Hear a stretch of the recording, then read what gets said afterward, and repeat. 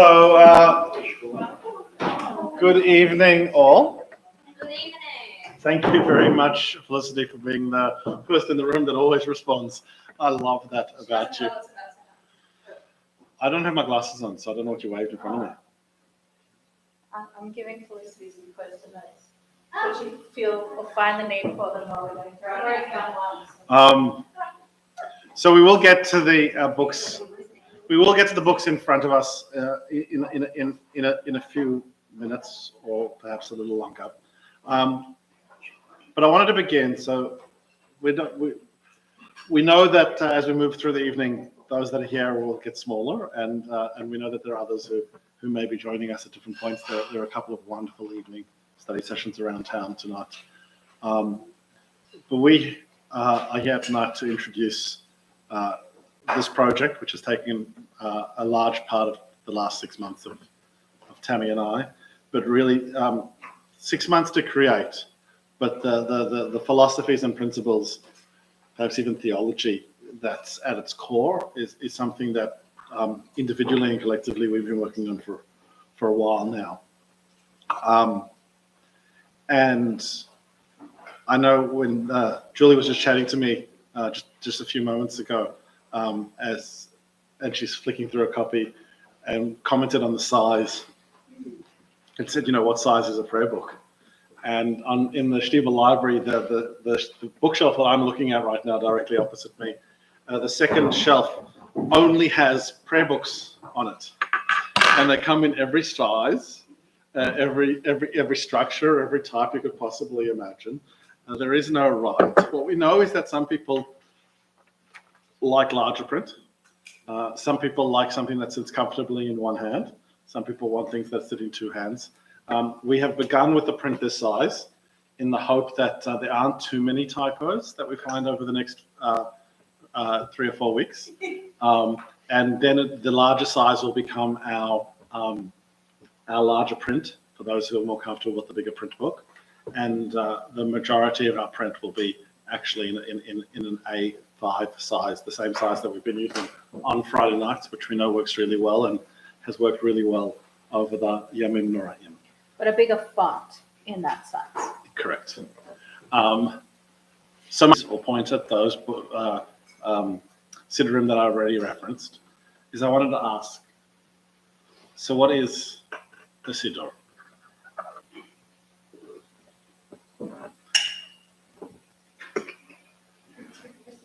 Yeah. I happen to know all of you have been in shul for varying degrees of your life, with varying degrees of frequency. So what is a Siddur? A focus, you say, Rhonda? A focus. I need you to tell me what you mean by that. I think I know. Well, it gives you something tangible that you can reflect with. And So I'm going to push you to be overt in what you're suggesting. I know it's late. In what context? A focus when you gather in prayer? when you need some solace or when you need some reflection, it's something tangible. A great, wonderful start. Thank you very much. Who wants to add to that? Felicity. So read it on this piece of needle. Maybe on literally the same page. Okay, lovely. Yeah. And obviously, the strength, richness, and diversity of communities, one of the things that really has defined Judaism through the centuries. So yeah, a focus, an individual focus, but something that also allows us to be communally connected. To what? To what we are. So, again, I don't want to put words in your mouth. Can you give me a couple more sentences? Well, it's a connection to what we aspire to, what we believe in, our way of life. So we should do it. But for many of us, if I said close your eyes, and thank you everyone for sharing, if I said close your eyes and picture a Siddur. A whole of Hebrew Bible. Half the stuff we don't understand. But the way I would answer But let me say, yeah. I'm going to take that in a second, but I'm going to ask you a question too, because I know words matter a lot to you. If I asked you to close your eyes and picture a prayer book, you described what you saw. You gave me. I'm asking, do you actually see a specific thing in your mind's eye? Yeah, like you made a particular prayer to yourself. Or a particular prayer book? Yeah. Okay, so you see a blue book. Okay.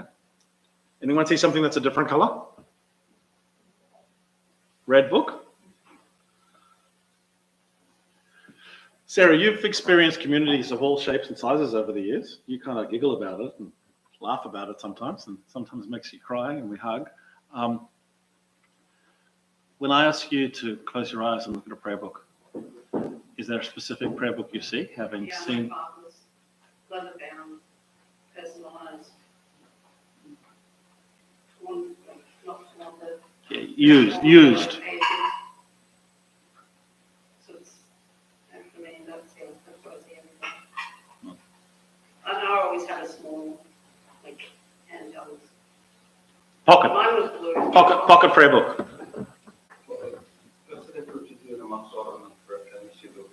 Great question, but I'm asking them at the moment. Great question, but I'm asking in the moment, and we'll get there. Do you see? I see a muscle. You see a muscle. Okay.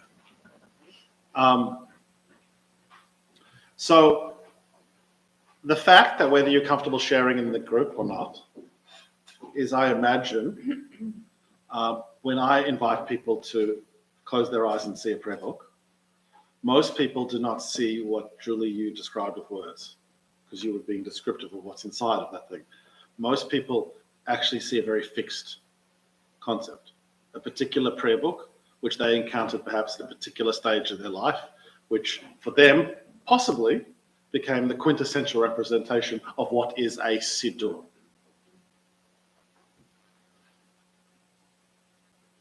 For me, because it's when I first engaged in prayer seriously as a teenager, I close my eyes and I see the Reform movement's gates of prayer. Got a couple of copies on the shelf over there. It's blue. It is blue, yes. Blue with Shaarei Tefillah written in Hebrew and Gates of Prayer, depending on whether you start, which side you start on. Most people didn't understand that was the editor's version of trying to help people know which side's the Hebrew side. Shaarei Tefillah on that cover, and then Gates of Prayer on the other side.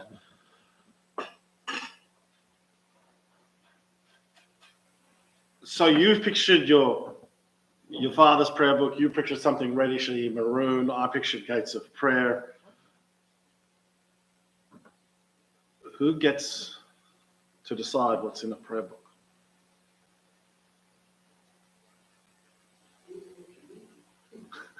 Usually a committee.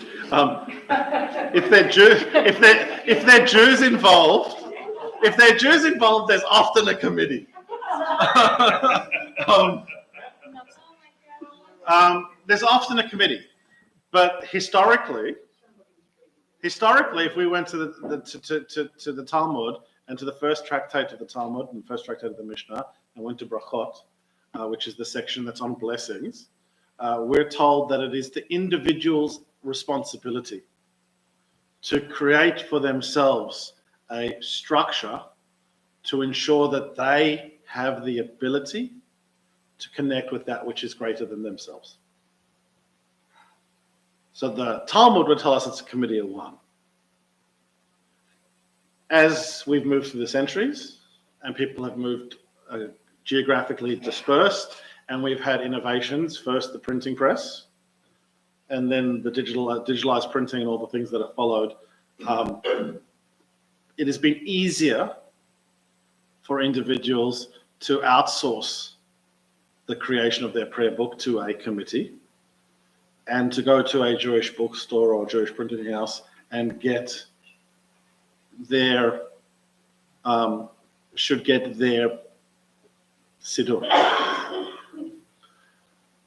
But the reality is that there is no such thing as the Siddur. In Hebrew, grammatically, there is no such thing as the Siddur, and practically, there is no such thing as the Siddur. There are Siddurim, prayer books, which are the manifestation of different individuals and different communities' approach to religious engagement.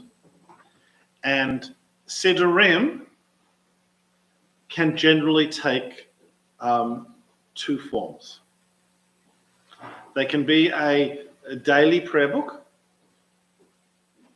or they can be a machzor, which is a festival prayer book. So the Hebrew terms, Siddur, for daily and weekly prayer, machzor, for festival prayer. Now, most of us, when we say machzor, culturally have got used to that just referring to Rosh Hashanah and Yom Kippur. But there's also the machzor for Pesach, Shavuos, and Sukkot. Each of the pilgrimage festivals have their own machzorim, and if you were Jewishly communally engaged in a traditional community when you came of age, like me, you got a nice box set, which I never knew how to access. I didn't know how to work. They look pretty. They are the white soft-bound ones. I kind of like them in principle because when you hold it, it's a padded cover, and it was made by someone who thought I'd be in shul all the time using it. And later in life, I discovered that the set of machzorim I got gifted by someone who I cannot recall at my bar mitzvah belonged to a particular print structure. So they were created by the Rabbi Birnbaum, and I grew up in a shul where on Rosh Hashanah they would say, "We're arriving at this point in the service. You can find us on this page in the Birnbaum, this page in the Hirsch, and this page in the Art Scrolls." Because up until the last 15 years, there wasn't even a dominant publishing house. You brought your own prayer book when you came to shul, or you kept it in your seat if you don't carry on Shabbos, and it was your prayer book. The non-Orthodox movement, first the progressive, the CCR press, then the conservative movement, and then the Lubavitch movement through Mitzorah Press, which is Art Scroll, really formalized and normalized specific prayer books, so much so that you almost cannot walk into a Orthodox shul in Melbourne with a prayer book being used other than Art Scroll. And you cannot walk into a progressive synagogue in this country without a prayer book being used other than Mishkan Tefillah. They are both outstanding prayer books, both created by really learned and really capable committees. But what both of them fail to do is to challenge the individual to fulfill the obligation outlined in the Talmud and in the Mishnah, which is to make yourself a structure. There's a lot of repetition. So what we've chosen to do is to create a prayer book that says underneath it, for every day and every heart, which has, except on 3 very specific occasions, no repetition. But what it requires is a degree of literacy that the Art Scroll, which says start on page 1 and go through to page 600 and what have you, or Mishkan Tefillah, which says each service starts here and goes through there, simply doesn't require. Our Siddur very intentionally challenges individuals to chew their food before they swallow it, to be present individually in communal prayer. Well, that is what we feel its purpose is. And we kind of played on that. So our first session this evening is looking at what is the structure of prayer. Anyone know what services we have in a given day? You're nodding, my dear. Shachrit, Mincha, and Ma'ariv. Morning, afternoon, and evening prayers. Does anyone know where those three services came from?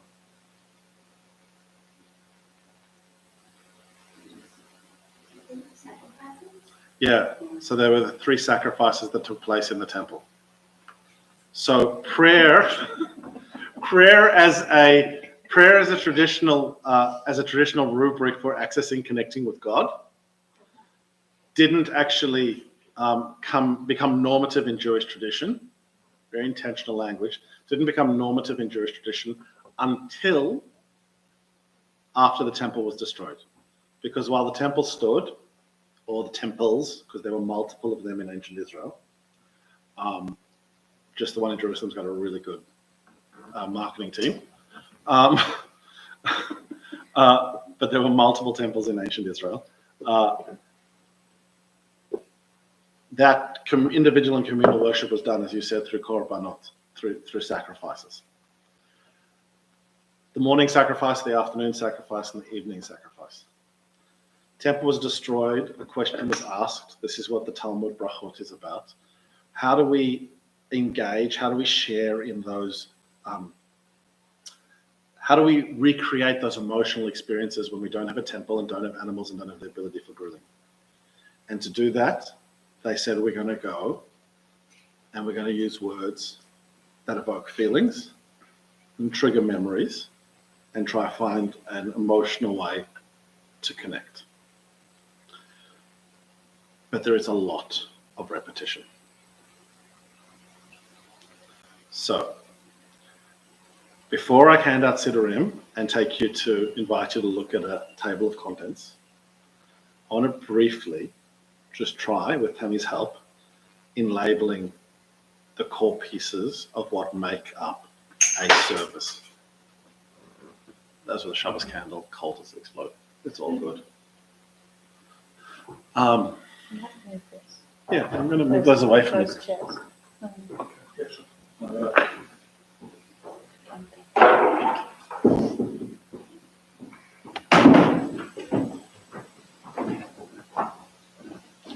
Tammy needs the walking space. No more viewing space. It's shockingly no one's standing in front row. Shockingly, it never happened in short before. A section of the morning service. I'm not asking for a prayer. I'm asking for a section. If you can remember it, identify it, and label it, that would be great. It could also be a section of any service.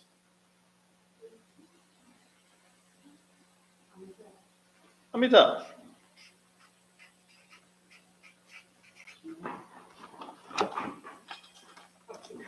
Tammy and I are not going to get into debating on transliteration. We'll let that happen. No, I'm going to write it like it is in our Siddur. So, Amidah, I apologize to those who are watching us streaming, because you're not going to be able to read that.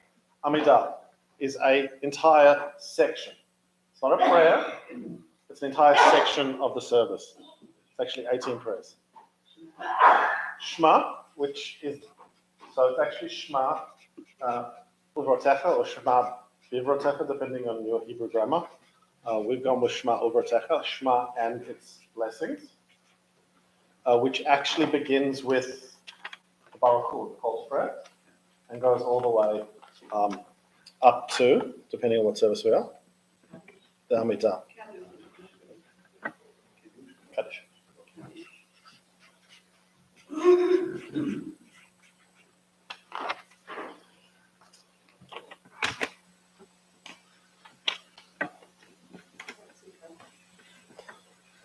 We're going to just stick to one Kaddish, and we'll come back and talk about those in a second.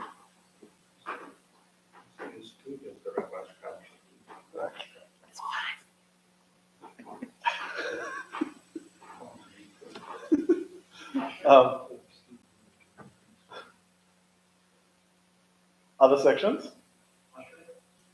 Ashrei. So the Ashrei is prayer, Psalm 145, but it's part of a section of prayers, which are known as almost Sukkot de Zimra. So the song, the verses the verses of praise. Well, and also different names in different communities as I looked through this project. Okay. Not all called Oh. Sukkot de Zimra. I heard my mother-in-law say, "What about the Torah service?" rather than saying Torah service with confidence and boldness.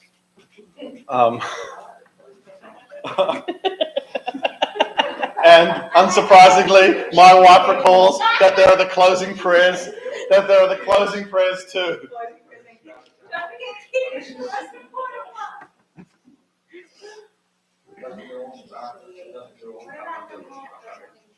So this Great one. we just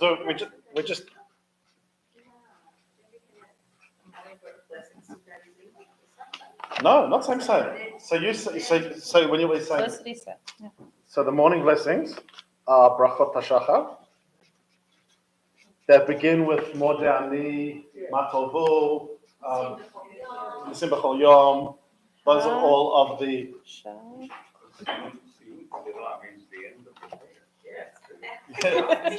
Mish's favourite song. Mish's favourite song.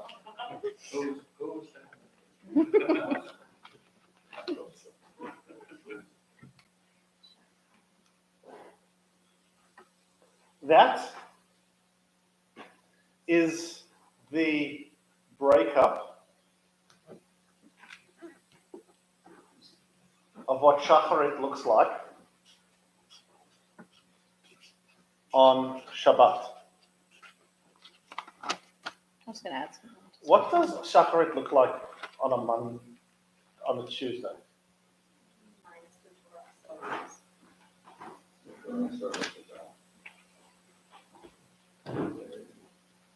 What does Shacharit look like tomorrow morning?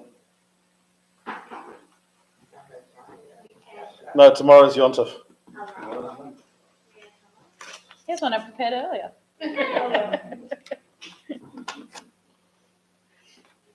And yep.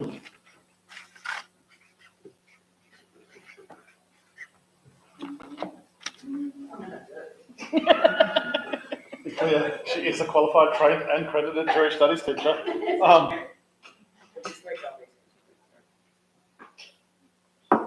So, we're doing this exercise so that you can physically see what it is that we want to invite people who engage with our prayer book to do.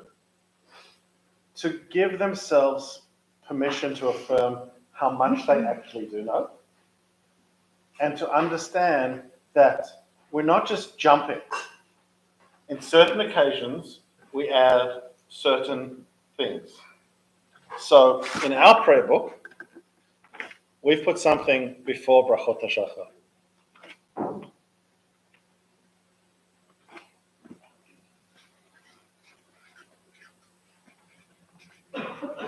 Two things, actually.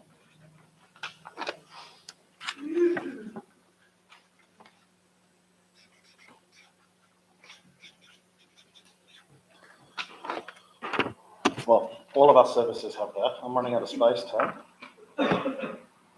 Need a bigger table. Need a bigger table. Let me just tighten these up.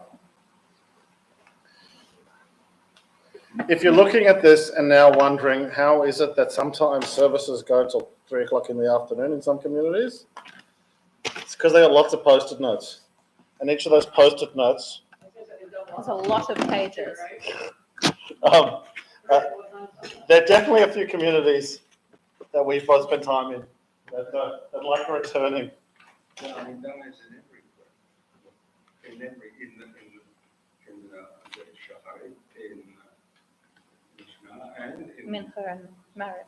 Yeah. So our first exercise is through the use of terms And by always beginning with this,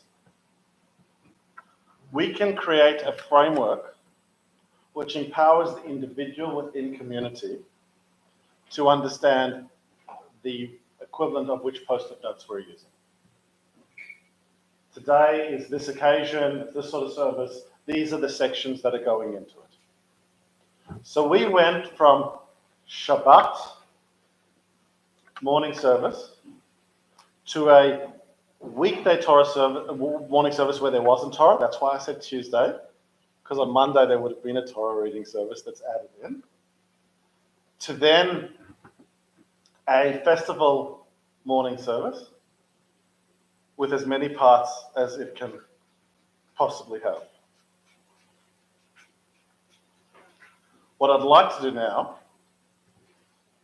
is ask you if someone is brave enough and confident enough, and I promise you there'll be zero judgment in this room, to remove the post-it notes that would be removed for an evening service. So this would become a festival evening service. At the moment, this is a festival morning service, a festival evening service. If you don't want to get out of your chair, you can put your hand up and say, I'll give it a go, and I can move them for you. Okay, so you're mumbling. Is there someone who wants to give it a go? Mish? Okay, let's go. So you're saying the morning prayers disappear? Yeah? Hello. Hello. Torah.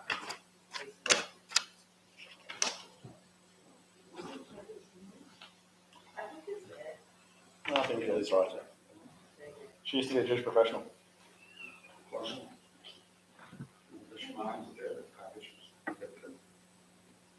It's not like the 20. Let me see something. No, we just move them closer. We don't do these awkward gaps. But that's it. So there are things that change slightly. So the prayer for creation in Shema V'Techa switches from being the Yotzer in the morning to Ma'ariv HaRavim in the evening, but that section of the service is the exact same. What about the Shabbat song? And the stuff that he did?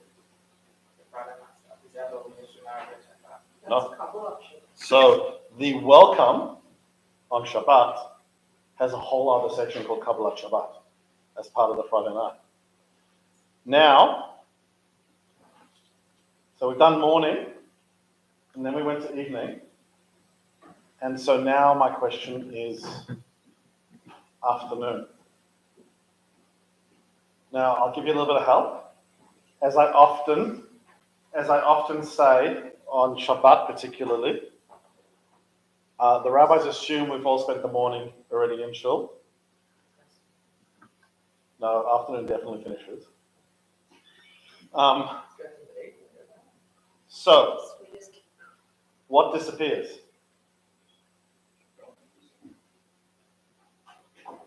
Now, there's still welcome, but it gets a whole lot shorter. It becomes simply one song, Psalm 145. Shema U'Partecha, the mainstay of our prayer tradition, disappears. There's no Baruch Hu, there's no call to prayer. And the Amidah, so it goes, welcome, Amidah, Siyum Zefillah, and with a moving Kaddish, depending on what you want to do. And if it is Shabbat afternoon, When does that go? sorry, I did it without asking. That's where it goes sometimes. Sorry, in some communities, that's where it goes. In some communities, Torah goes after Amidah. In other communities, Torah is done before Amidah, as we discovered, teaching ourselves through this process as well. Sometimes, I won't say sometimes, the reality is we all grow up thinking that our practice is normative. And it's only by engaging and encountering the other that we come to realize that perhaps our practice is not necessarily normative, and there is a broader spectrum.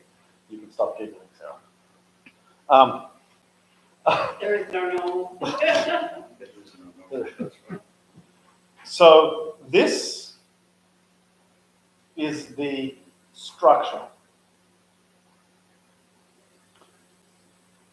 It is a series of blocks. Now your head as the timetable is thinking. It's a series of blocks that can be moved and organized in different patterns. I'm not going to test you on that, but what I want, and I'm not even going to put them in order. I best just.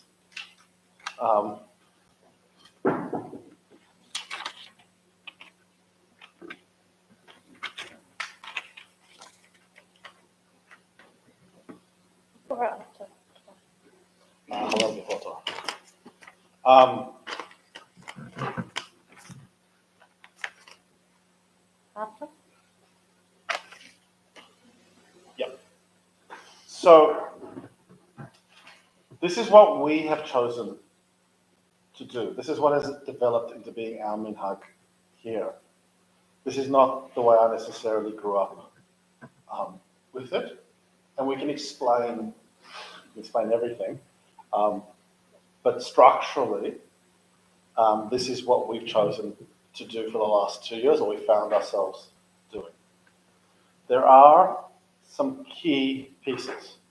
The biggest one is this, Kaddish. So if you grew up or spent time in a traditional community, you would know that there are 5 different versions of the Kaddish.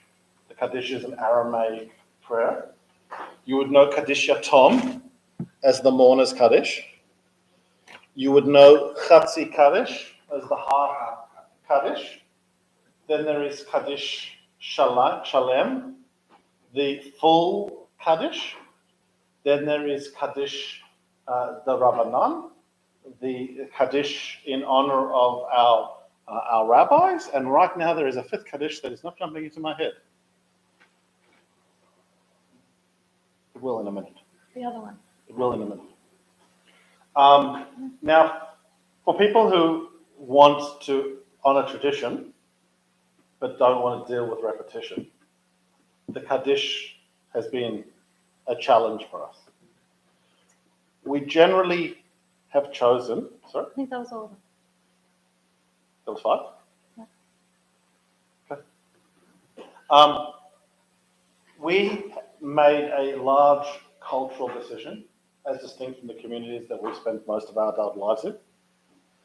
We moved this from the end of the service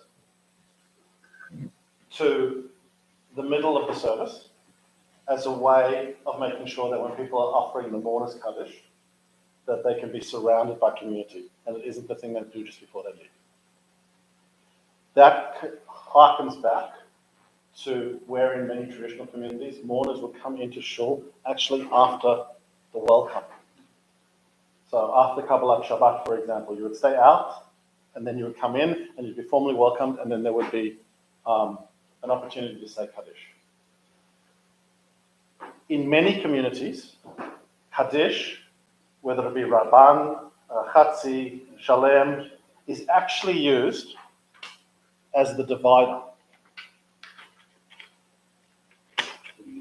in between, and in many, so that's why you could say that in a traditional community, in this service, you would say Chatzi Kaddish once, Kaddish Shalem once, Kaddish Yatom probably 3 times, the mourner's Kaddish probably 3 times, but you'd say all of them Kaddish to Rabbanan, because they come as dividers between these pieces. We have only included 3, we did Rabbanan as well. 3 versions of Kaddish to be used at different points in our service, in our Siddurim. Any questions about that structural piece? Yep. I have a question. Mhm. I have a question about the internet says that the 5th Kaddish is reserved for special occasions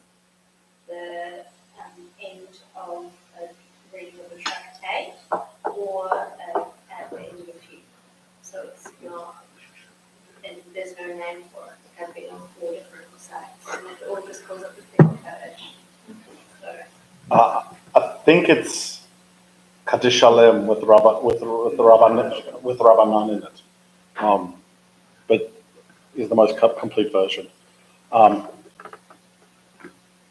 So we have to begin here, because this means that when we're producing a prayer book and people say, how can it be a complete prayer book and only be 200 pages long?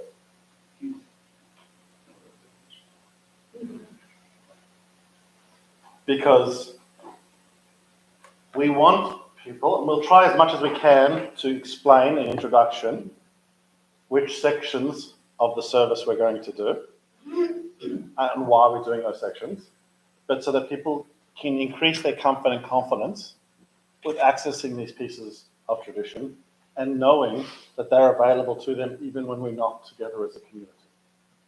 And you can use one of those moments in a format at a time, when and if you choose.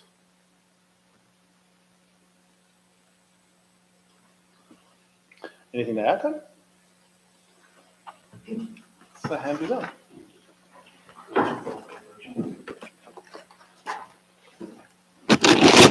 So feel free to play, but we're going to find ourselves in a minute or two on the table of contents.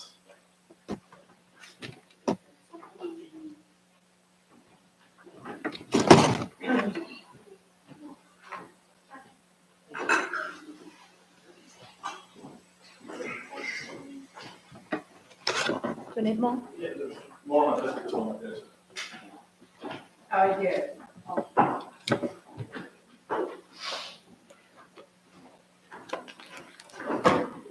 Sam, do you want to take us through the table of contents? I know you spent a lot of time.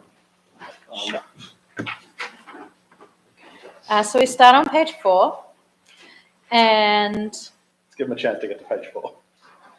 we go from right to left. It's a Hebrew book.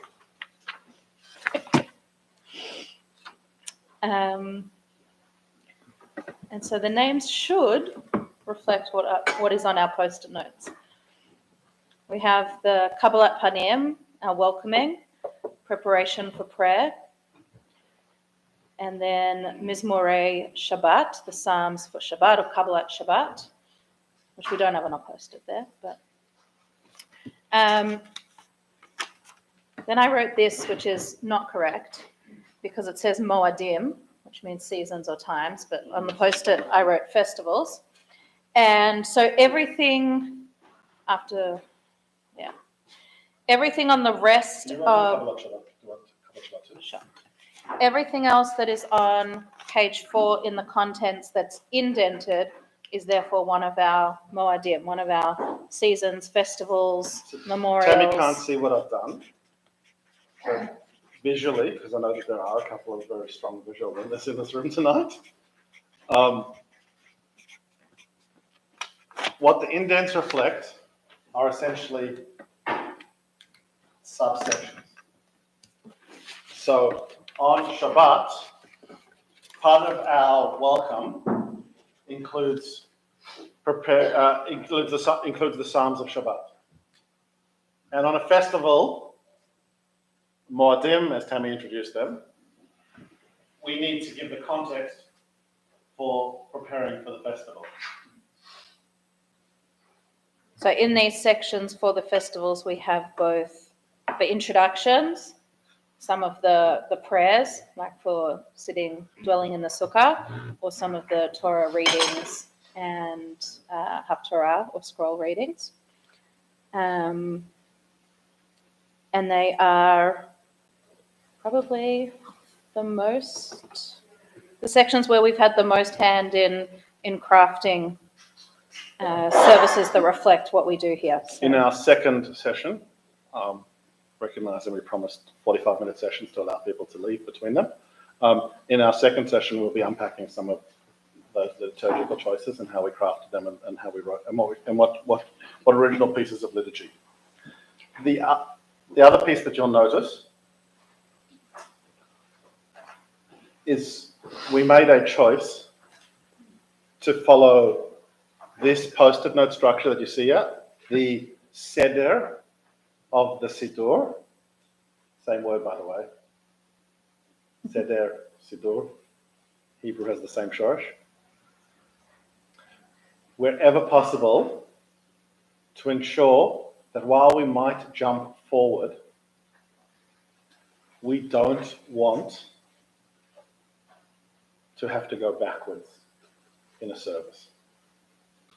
I'll repeat that. While we might jump forward, because there are sections that aren't applicable to us, we don't want to have to go backwards in the order of turning the service, because both of us still remember the little kid in us that wanted to know how close we were to the end. And that works except for the Moedim, except for the seasons if it's a Torah reading. Correct. Then we'll move back a little bit.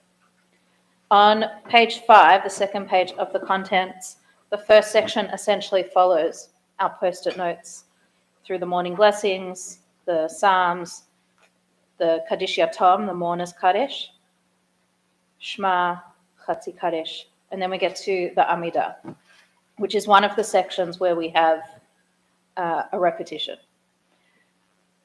In our high holiday Mahzor, we introduced and have used for the last 2 years the concept of having the morning and afternoon, that's the wrong way, the morning and afternoon and the evening versions of the prayers on double page spreads. So that same thing, we're just moving forward through, and the prayers that are the same, we can move through. But for the weekday Amidah, Shabbat, and the festival Amidah, there are significant differences.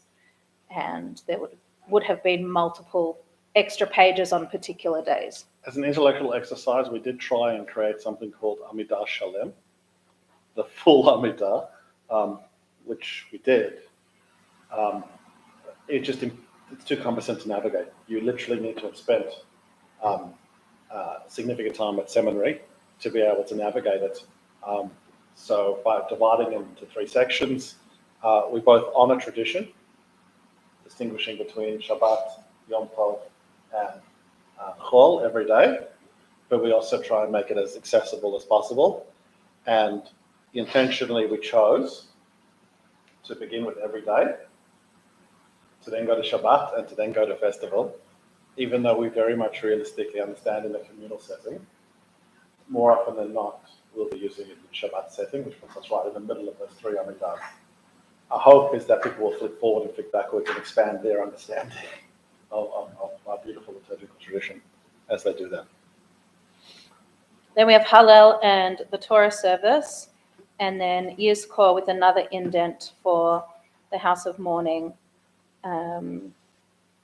the prayers that go alongside a Shiva Minyan, those immediate days in the time of mourning. In terms of this, the same as that says seasons, imagine that if we're in a house of mourning, that in that section there, we'd have below that the house of mourning, because there's a set induction.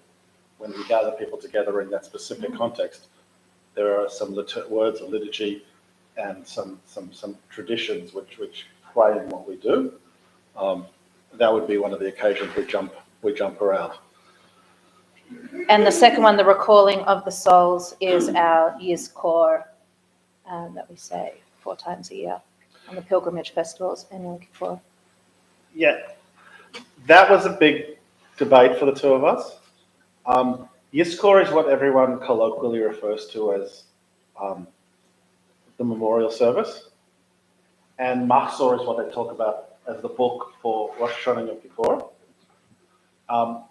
But Yizkor is actually just simply a single prayer inside a service which is called Chazkarat Neshamot, recalling the souls, which is done on 4 occasions during the year. And so there was part of us that wanted to have it called that up the top. And we kind of wrestled through it. So Yizkor we're using in the same way as people colloquially refer to something as kosher, as being, well, they don't have to use it in the term when they're talking about food. Something can be kosher. Yizkor, we think, has entered into a period in the way we use language within Jewish community as meaning memorial prayers. even though its real meaning is something different to that.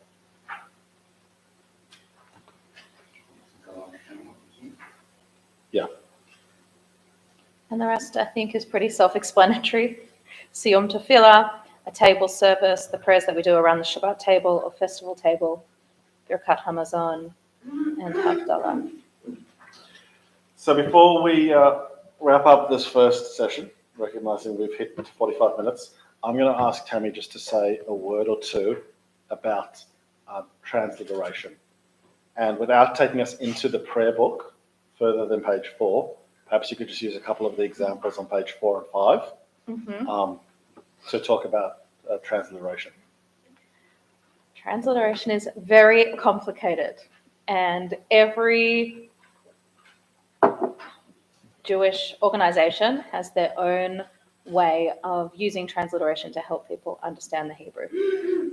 We have made decisions in our transliteration that mirror the way that we teach Hebrew, which is attempting to consolidate the number of different vowels for similar sounds. So if there are 5 different characters in Hebrew with different combinations of letters, we call them all with our students. Pause you for a second. That's a really massive concept. So I'm just going to take a second longer for it. We teach Aussie Hebrew. Aussies culturally are lazy when it comes to language. Correct, English teacher? In terms of their pronunciation, swallowing in the end of words, those sort of things. Most Australians who didn't grow up as native Hebrew speakers cannot tell the difference between and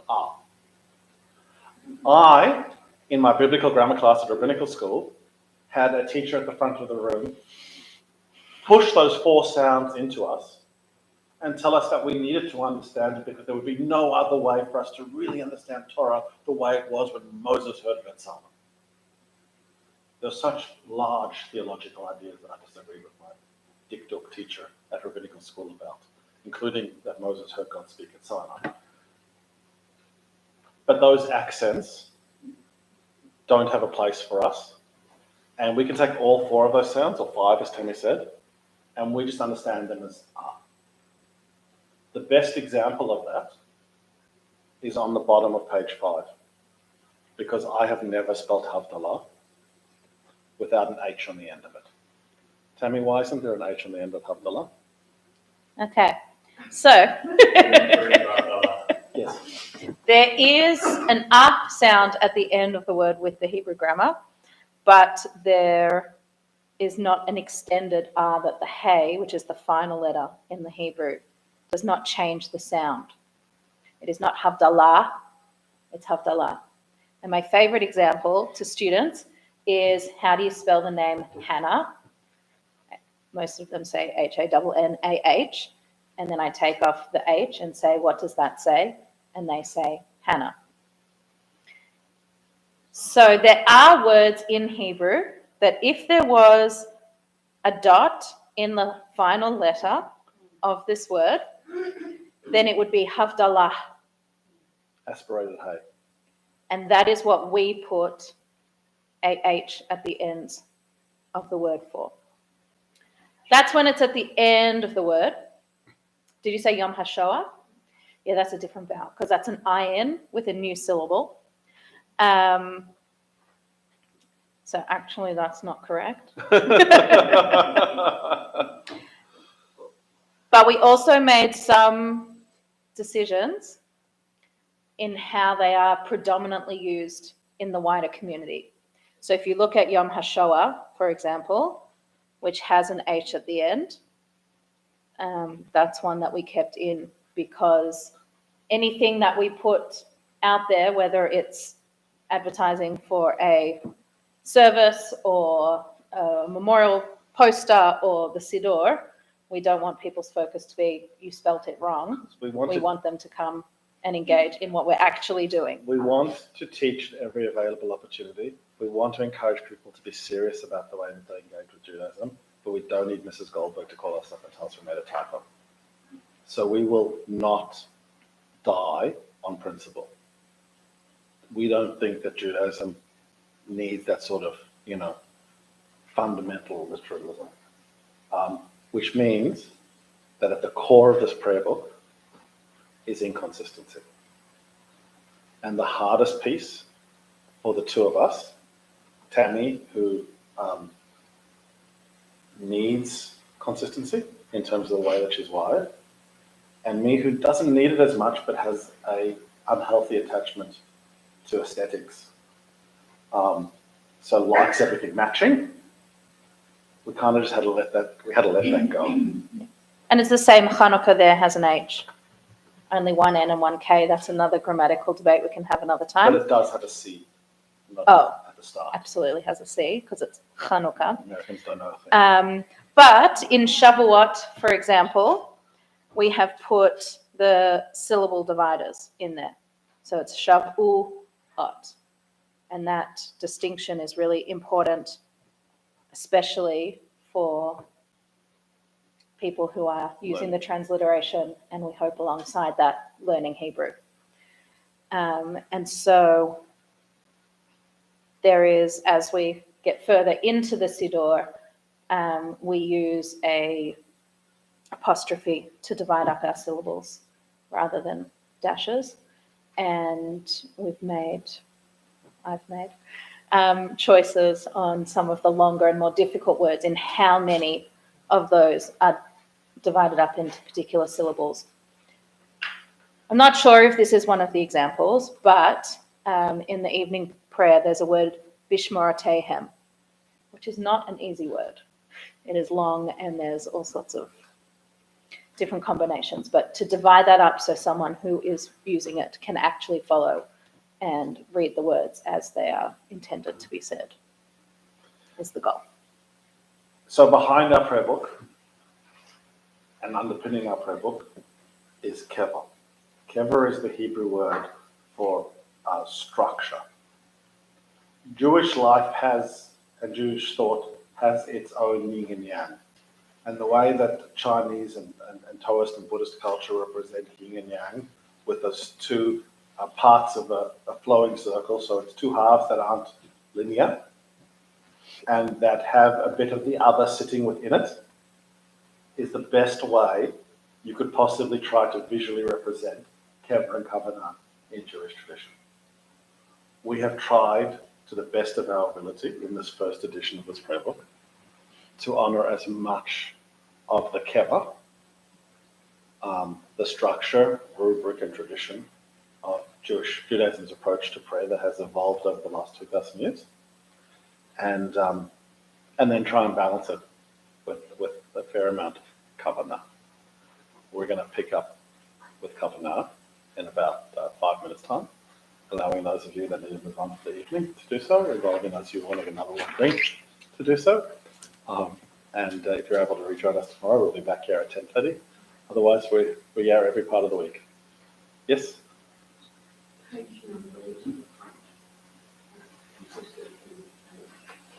They're not consistent. Each of the prayers is right, the next time we October 7 memorial on page 36. Can people take a moment? Not this one. Tomorrow. October 7 memorials on page 38. Yeah, So which page number is it? we're working. That's You why. know that? No, we don't know that. Oh. So Tammy's about to mark it up. We handed Felicity Post-it notes as well, because we were looking to do those things. Part of the process of doing this is that, as you can hear, we spent a lot of time in big pictures, and then tried to pull them down to the small details, which includes those sort of things, and why we're grateful that we have only printed 25 of these, so we can work with them, let people use them, let people look at them, and then in 4 to 6 weeks' time, send off a very large print run.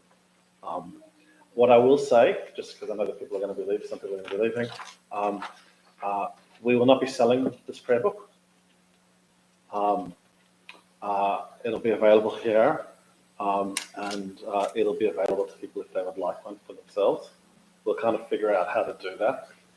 But because everything that's in it is printed with is either traditional words, extraordinary amount of time and effort from Tammy, a little less from me, a lot of original prose written by me, some interactions with AI, and then selections from other authors.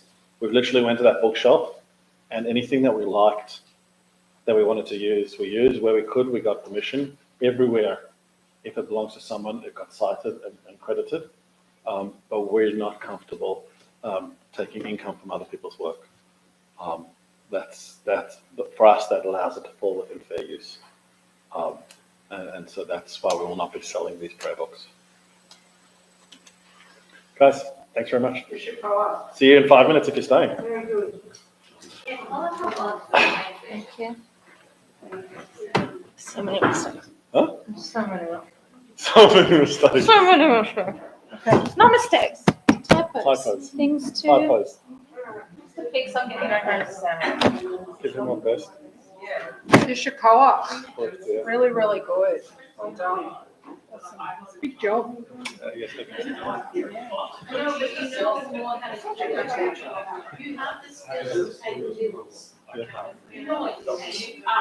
Never do. Yeah, we've got a button, we can just make them disappear. I can't. You never were I taught. have to cover them up, because otherwise I'm confused. Because I learned Hebrew initially. Yeah. Modern Hebrew doesn't have those dots. You don't need a newspaper with the dots. Yeah. Actually, there is. I love your picture. It's gorgeous. I thought it was learning in all my languages. So good in that colour. Yeah, it's a,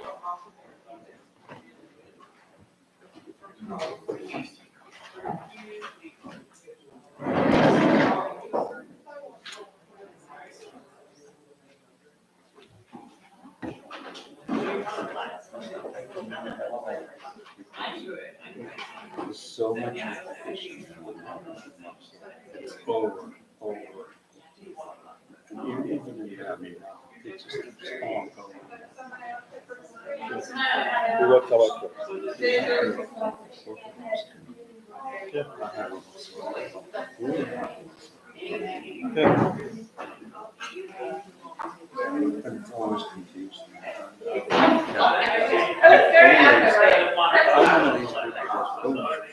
Goes to school with his sports.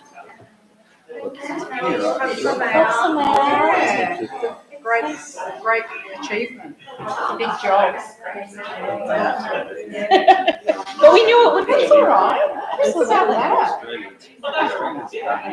English. It's great you got it out. That's why we teach. That's why we teach a version of it. Okay, so, sorry. I know. Fun project. Maybe, but it's great. Are you guys still having the music? Yes, our next one's at the end of June. Oh, great. It would be wonderful. Want to perform? Okay. Want to perform? Well, I am officially unemployed since I walked out on Friday of my contract. So I guess I will. Let me think about why you want to advertise. You got to advertise. Tammy's in charge of that. I think the bill's full already. I mean, there's always space, but the next one after that's Let the me end of think. July. I mean, I might, I just do one song. Yeah. So let me think about it. July. Who else is on? It's a great bill. I said July. We've got another one in Oh, July. okay. We have a performer named Manda. She's doing a shorter version of her one-woman show where she's Judy Garland and Liza Minnelli. Oh, wow. We I have, love those. we have I'm going to do another Brendan set. Joseph I've got another 3 sessions depending if anyone stays. The longer. That's why I stop every 45 minutes to let people leave. That's part of the show based on grandmother in the Holocaust. It's called and she's about to take it off to Edinburgh Fringe Festival. Platform for some fundraising. Sounds more like a sort of show type agenda, like rather than, yeah. Yeah, no, we got someone else singing a Hebrew song. We got another person that's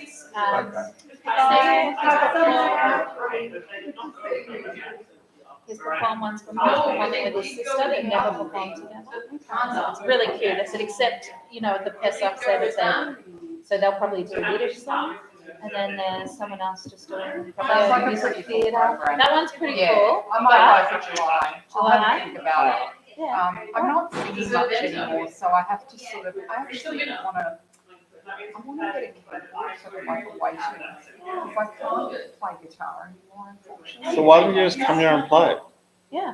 It's a gorgeous instrument. This is Michael's. Is it in tune? Yeah. Oh, it's amazing. It's an extraordinary Oh, instrument. thank you. So I could, Anytime. Anytime you but want. what's any time? We're Like here. we're here. I'm here all from the 10 time. o'clock every day of the week. It makes no difference. I- It's not interrupted. Twice this week, I had, someone has an audition tomorrow, she came and sang with me. Joseph and I were singing, preparing for his thing over there. I was sitting there playing. How That many one's not in times? tune. This one is absolutely in tune. It feels a little dull because we've quietened the back of it, but Hello. Okay. Yeah, anytime.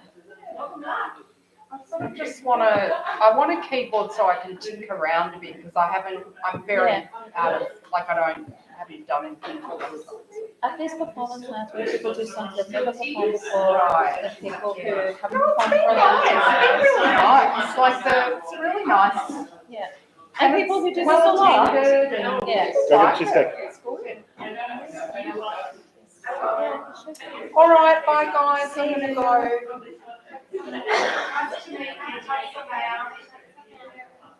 I have a pen now. This is my copy.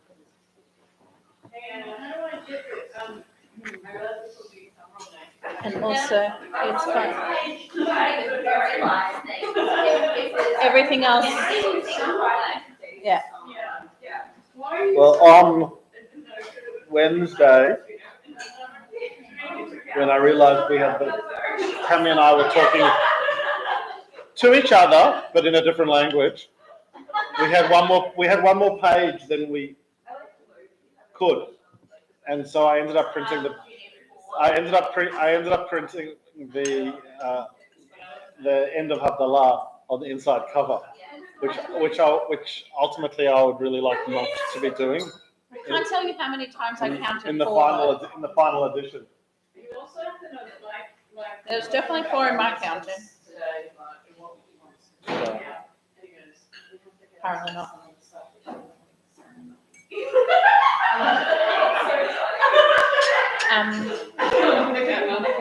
what? So apparently we're having salmon.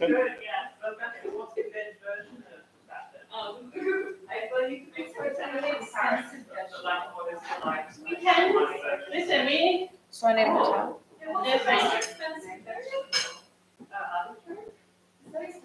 I don't know, but it's like painful to eat. Did you take it? It's not painful to eat. Sorry? I'm not painful to eat. It's not painful, it's just like it's annoying, you know, Oh. the process. I married into an artichoke family. I've never eaten an artichoke until 18 months into marriage.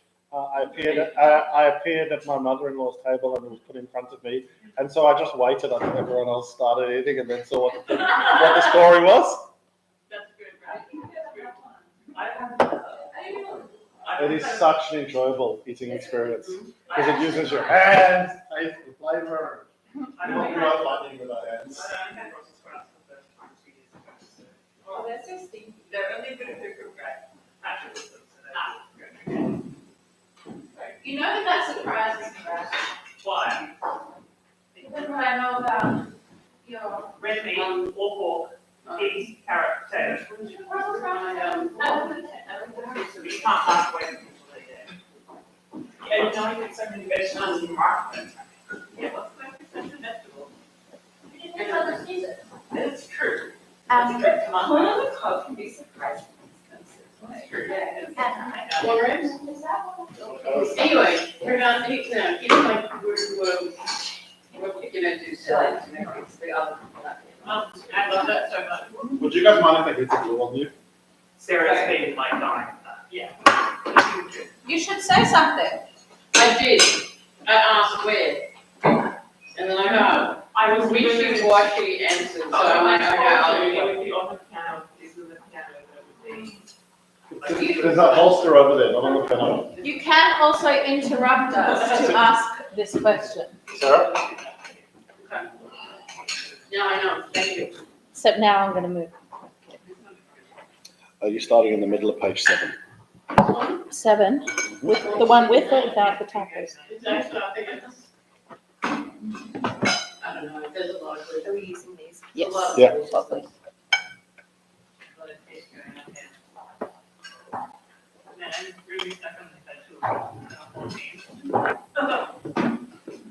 So I think you're right. I think you're right, but you made every single person that came to was arbitrary. I could get pretty.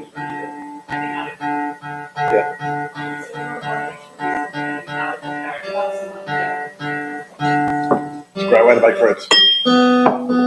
Like trouble mushroom. There you go. There you go. But they're hardly against tongue. Like truffle. Got it?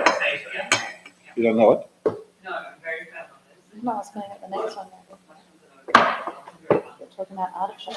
You're actually right. Do you think I've ever played this on guitar? Huh? Do you think I've ever played this on guitar? In the middle of page 7.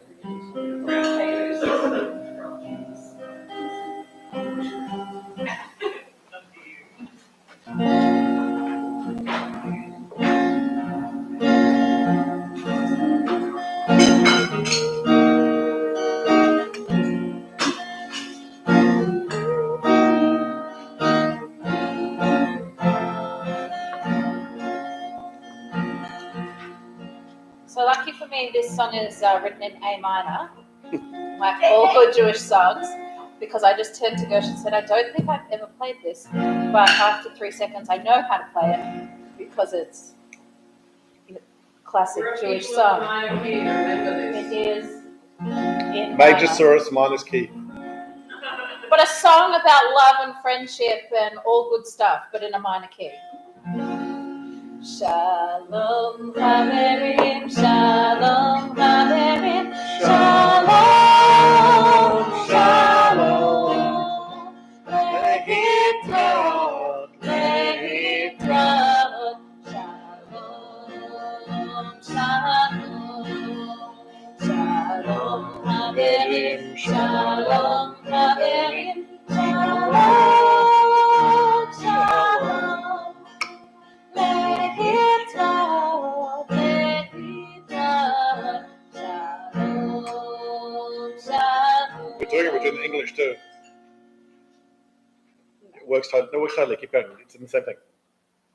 Hello. I'll just dear. imagine you're all much younger than you are. Hello, friends, peace, friends. You need to put. It needs to be dear friends to make it fit with the meter. We should So probably. is that a music note? If it works better, I think we have to actually. I think it's actually a typo too. Well, okay, songs where we sing the English, of which there are about 3, Yeah. I put the English to match what we would actually sing. But I yeah. did not think that this song was one of them. So wait, I'll play, and you sing it for us, please. 2, 3, 4. Shalom, dear friends. Shalom, dear friends. Peace, peace, dear friends. Peace, dear friends. Until we meet. Okay, yeah, no, I've definitely heard it, but that's because I spent too much time at summer camp in America. So, Shalom Haverim, Shalom Haverim, Shalom, Shalom. Lehitraot, Lehitraot, Shalom, Shalom. Just repeat the dates. Hello, friends, dates. Rather than that reverse. we might just Match sing the it. Hebrew. We might just sing it in Hebrew. So, we began our study this evening by introducing the prayer book through a structuralist lens, looking at the kever and the post-it notes that sit in front of me, which are the structure of tomorrow morning service. So as I move through tomorrow morning service, for those who are we'll just rip off a post-it note as we move along.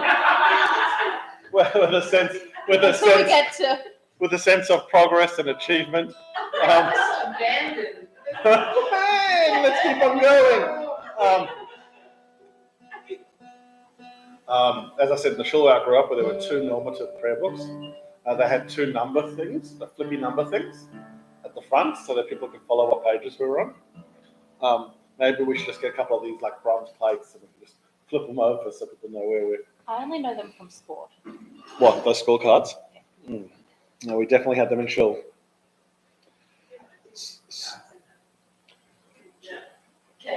Yeah, Kayla had time. So we began with that song because we wanted to recognize when we were putting this siddur together that just as much as there was a fixed structure that tradition has gifted us, which we have chosen to operate adjacent to, if not entirely within, then there's also a rich tapestry of music and liturgy, poetry and prose that we think punctuates this. There is a beautiful reading in Mishkan Tefillah that refers to the white fire and black flame of Jewish tradition. Black flame being the ink on parchment, referring to the ink on the Torah. And the white fire being the space around it. That you wouldn't be able to read the text if it wasn't on the backdrop of the white fire. But you shouldn't assume that it is just black flame. That there is more than just the words on the page. And we've tried our best to kind of enhance that and integrate that into our prayer book. We've done that with introductions.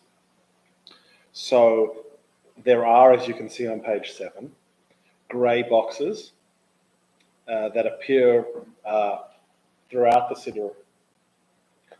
The grey boxes are texts that we have, for the most part, written, unless otherwise mentioned. We've written, and I should say, as it says on the front page, we've written with the two AI vehicles that I'm spending a lot of time working with at the moment, Perplexity and predominantly ChatGPT, to try and find voice and clarity. As everyone in this room knows, I've struggled a lot with writing over my time, and AI has finally helped me find my voice by talking to a thing, and it listens, and then it says, I think this is what you meant to say, and then I would say, no. I wanted the first, second, third, and fifth points, but that fourth one you totally made up. And AI actually has those conversations with me now. And it's quite, Yes. it annoys Tammy when I'm talking to my computer. But yeah, no, it doesn't annoy me, I just hear it. So these things are to kind of guide people to either enhance people's kavanah, their intentionality, or to educate them so that they feel empowered to craft their own journey.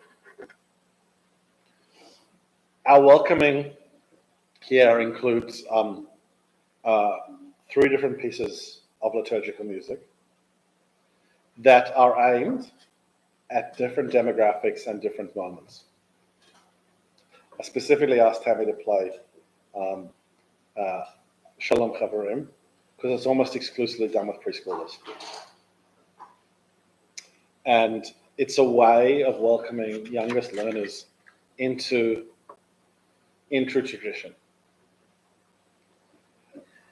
Part of this is also about and wanting to ensure that even youngest members of community can have anchors that are familiar to them. You know, if you saw a little bit of the service we did earlier today, it wasn't until we got to some of the anthems, particularly something like Oseh Shalom, where everyone felt like they were able to bring their voice in. We think that that's really important. At the same time, the Siddur is very much an expression of our lived experience. So if you turn to page 8,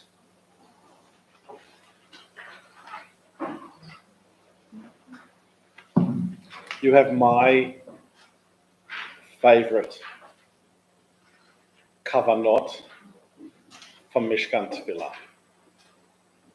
So I've spent the largest part of my adult life, and particularly my rabbinic life, leading services out of the Siddur, first of the North American Reform movement, and then when I came home, the Australian or Australasian version of that prayer book. These two readings were ones that if you sat in shul with me in any of those contexts, you would hear often said and often used in my voice, because I felt that these two authors captured a sentiment which spoke to me. Their kavanah gave words to that which I was feeling. My only problem with the editors of that prayer book is you had to go really looking to figure out who wrote it. You had to really know how to use the back and index and to figure out who the actual authors were. And we think that L'Shem Omro actually adds to our prayer experience, knowing in whose name we are saying these things, then detracts from them. If you were in shul on Friday night, you heard page 9. At least, I did the whole of page 9 in the middle of our Kabbalat Shabbat as a way of helping people connect to each other. We had someone with us who had never been to Shtiebel before, and they were a little at sea with all of the singing. They had not grown up in a community that did Kabbalat Shabbat, and it wasn't until we got to the Shema V'Techa that they felt like something was familiar. But these are our kavanot. I'm going to ask Tammy in a minute to teach a piece of music, because there are a couple of original pieces of music that we placed in here. But before we do that, to understand the kavanah, our approach to kavanah, I'm going to actually ask you to turn to the Sukkot prayer, Shavuot prayers rather, which theoretically should be found on page 42. I'm kind of hoping it's somewhere around there. I think it's off by 2. It's definitely off by 2. It's the other way. It's the other way. So what I will say is, when you turn to page 42 and see that it's not, No, that can't be right. that's really off. We'll work on that. But what you can do is get an opportunity to practice your knowledge of the Jewish calendar, because these Moadei follow the Jewish year. So after Pesach, by the way, comes the Omer, and then Yom HaShoah, and then after Yom HaShoah, as I flick through, comes Yom HaZikaron. Then I'm way off. Yom HaTzmaut. Definitely says 42 there. Cool. Huh? Good job. Mhm.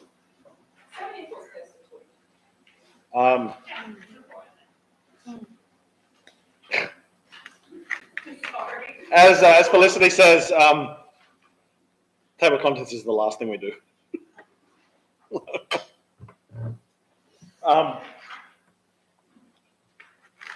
So page 74.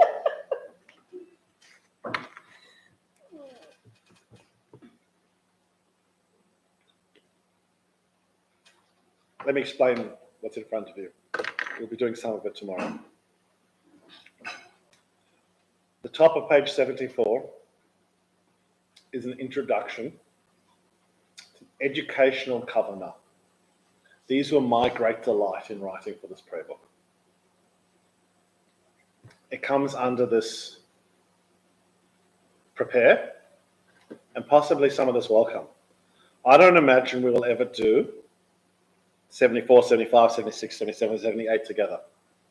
But we might begin with, Hine Matov Manayim, and then I would say something like, Shavuot invites us to return to Sinai, to the moment our people received Torah and entered into a sacred covenant. It is a celebration of revelation, of responsibility, and of a lifelong pursuit of learning, wisdom, and meaning. On this day, we honor the gift of Torah, not as a relic of the past, but as a living guide, calling us to justice, compassion, and purpose.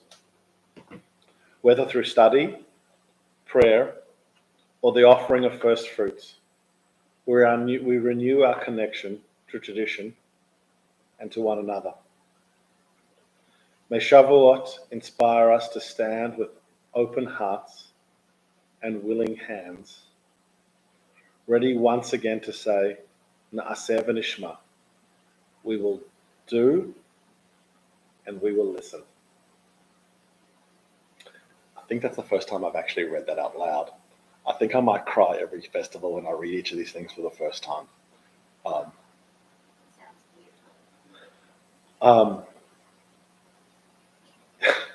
I'm laughing because I've heard them in your voice many times as I edit them. Because when I edit, I Yeah. edit in your voice. So the commas are not where they were written, but where I put them because I knew that's what you would do. Thank you.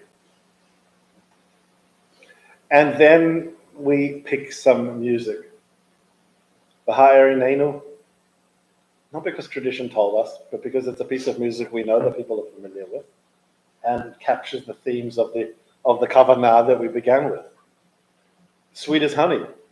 Into La'asok b'divrei Torah. We used that while we were rolling Torah today. Again, pediatric song, but it captures this idea of spirits as well as the aspiration.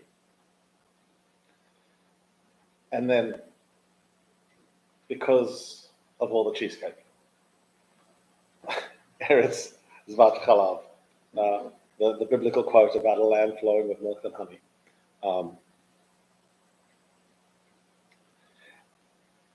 And then, and I think you have the only advantage of having studied the festivals with me in the last couple of years. I might be people sitting around you.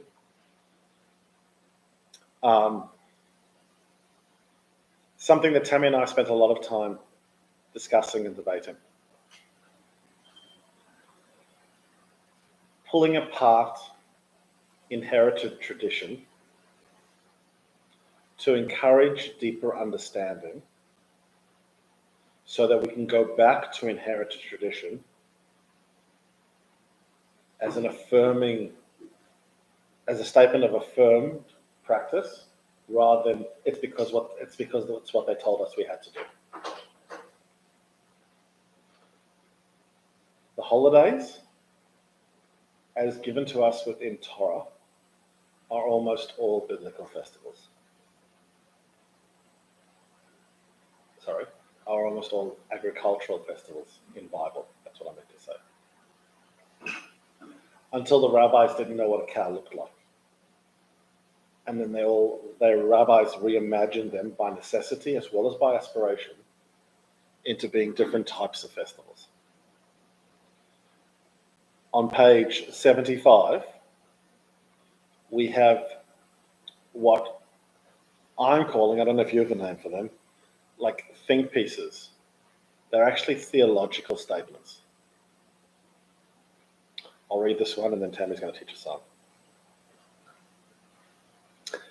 Shavuot has many names and each one reveals a layer of its meaning.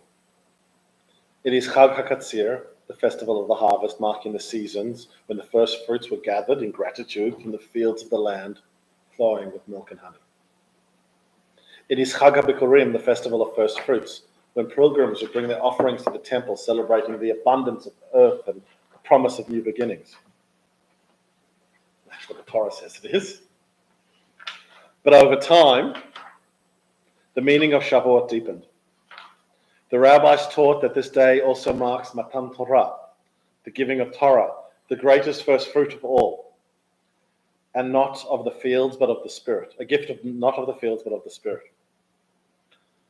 They liken the joy of the harvest to the joy of revelation, reminding us that the physical and spiritual nourishments are bound together. Today we gather to celebrate Shavuot.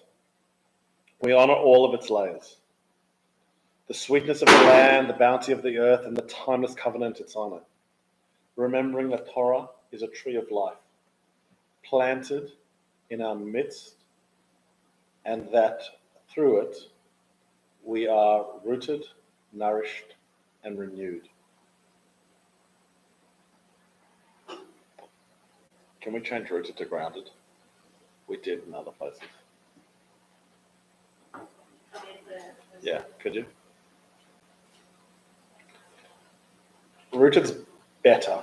All my writing always says rooted. That's what he doesn't want in That's services. what I don't want in services. Mm-mm. No, it's a nice thing. Because that's well. the problem.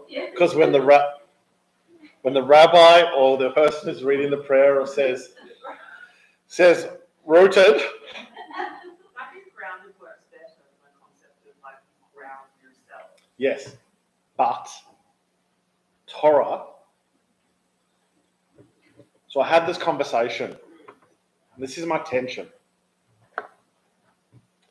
So electrically, we ground electrical circuits. So we bring it to earth. There's often a stake in the thing, and then a wire that connects it. But that stake goes that far into the ground.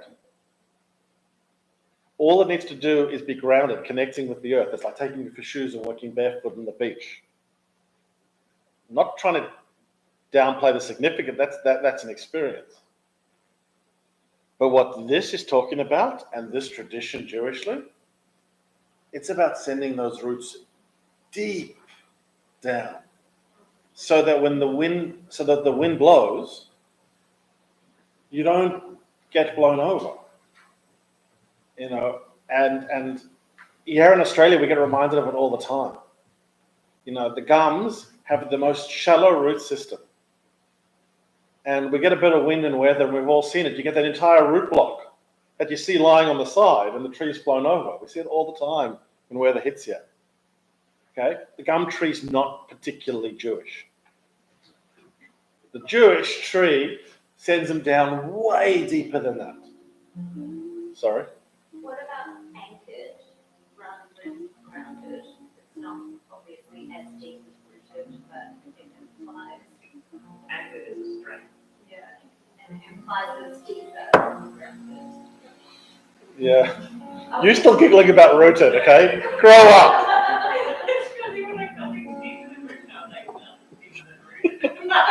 Correct. See? That's why I'm saying. I think you're bound to that sort of sounds a little bit like locked in, like restricted. I think bound. I think for me, like the reference is naive. Correct. Yeah. And you need that reference. So you can say something you say we established deeper roots or something like that without saying rooted. I agree rooted here is going to get the from my son especially, right? I know him. So these kavanot are educational, theological, or sometimes emotive. Tam, you want to turn us to something emotive? Page 39, Really? actual 39. We're going backwards.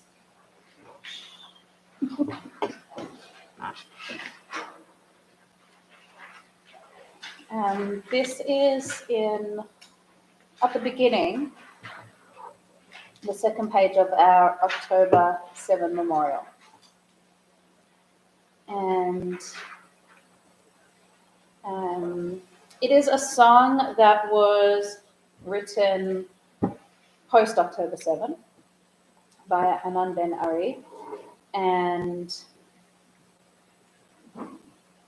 there's a lot of things out there on YouTube and different things with the video clip and all of that you can see and explore and experience. And there's a lot of Israeli music that has been written since October 7. And of those ones, this one stood out to me for a couple of reasons. One being that the chorus feels like a lot of music that we do here. It has a repeating phrase that people can join in on. And it's a new song, but it starts with the words Az Sharlach Shir Yashan, which is I sing to you an ancient song. It feels like a lament. Yeah. Felicity, would you mind reading the translation out loud for us, please? I sing to you an ancient song, an ancient song, an ancient song. I remain faithful to you, faithful always, always. I'll never break in peace and in distress, in sweetness and in bitterness. Only with you I sing, only with you I sing. You are the special, only one. You will always be my homeland, even on the edge of the abyss. Even inside Enoch itself, you are the Garden of Eden, the Garden of Eden.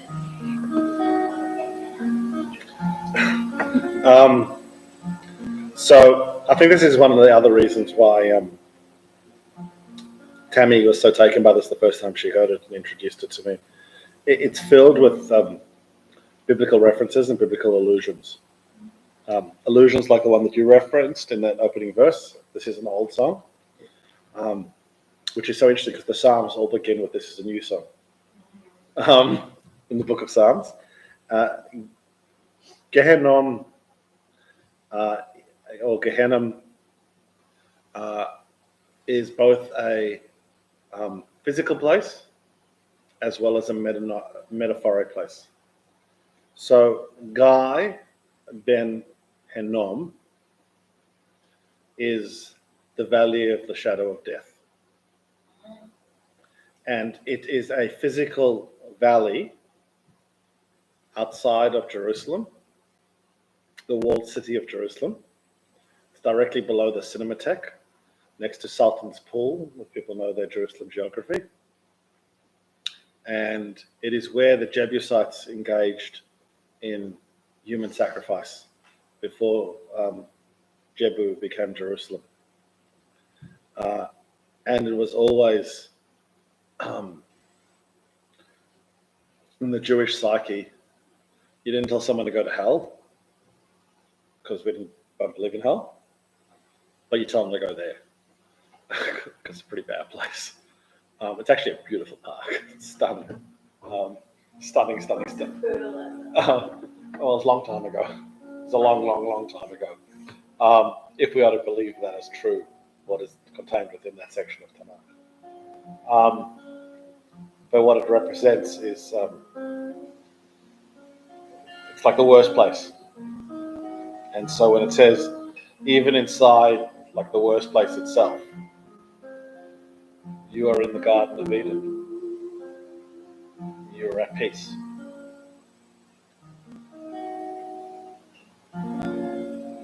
So this is starts with the chorus in our printed version here, and then the part at the bottom is actually the third verse or the outro of the song. So there's a lot more, but we've just included a little bit of it here. So it goes like this. I'll sing a little bit and then we'll do something. Az shalach shir yashan, shir yashan, shir yashan. It's got that element of the repeated phrases, like many of our songs do. Feel free to sing along, join in. We'll do it a couple of times so you can get the hang of it. Az shalach shir yashan, shir yashan, shir yashan. Az shalach shir yashan, shir yashan, shir yashan. Mishalach ne'eman, ne'eman.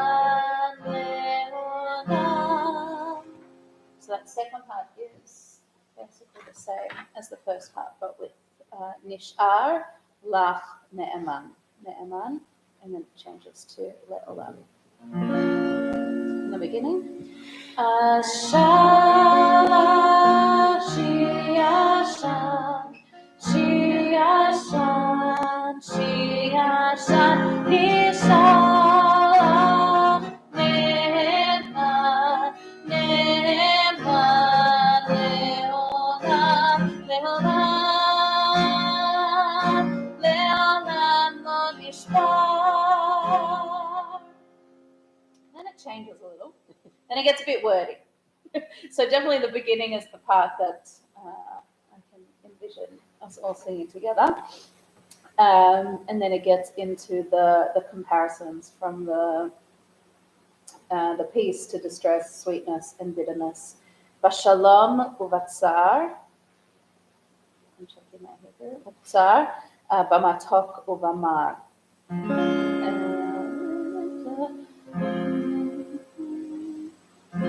Le'olam, Le'olam lo nishbar, Bashalom uvatzar, Bashalom uvatzar, Bamatok uvamar, Bamatok uvamar. Put those two together from Bashalom uvatzar. Bashalom uvatzar, bamatok uvamar. Then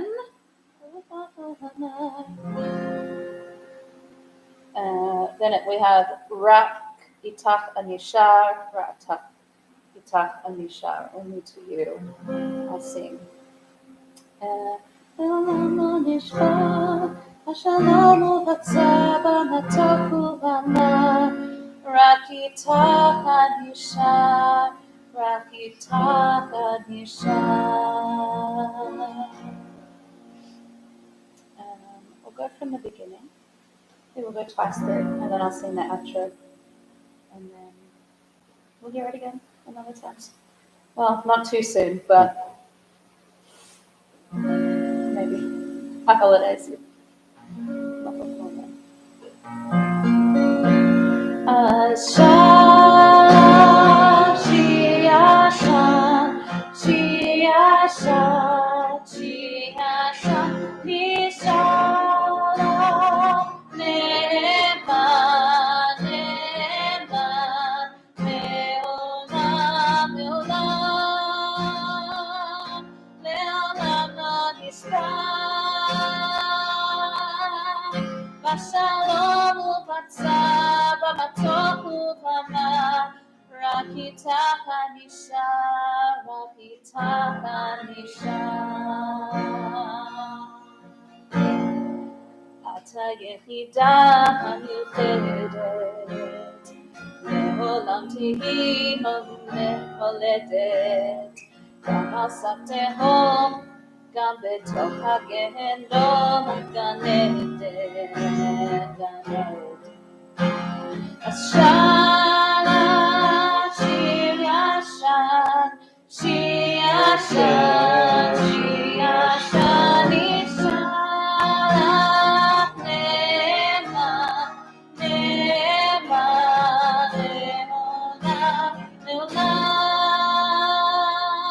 לעולם לא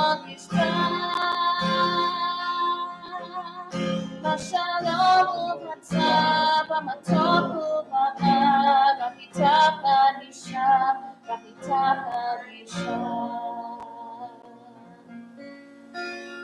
את היחידה המיוחדת, לעולם תהי מולדת. גם על סף תהום, גם בתוך הגיהינום, את גן עדן, גן עדן.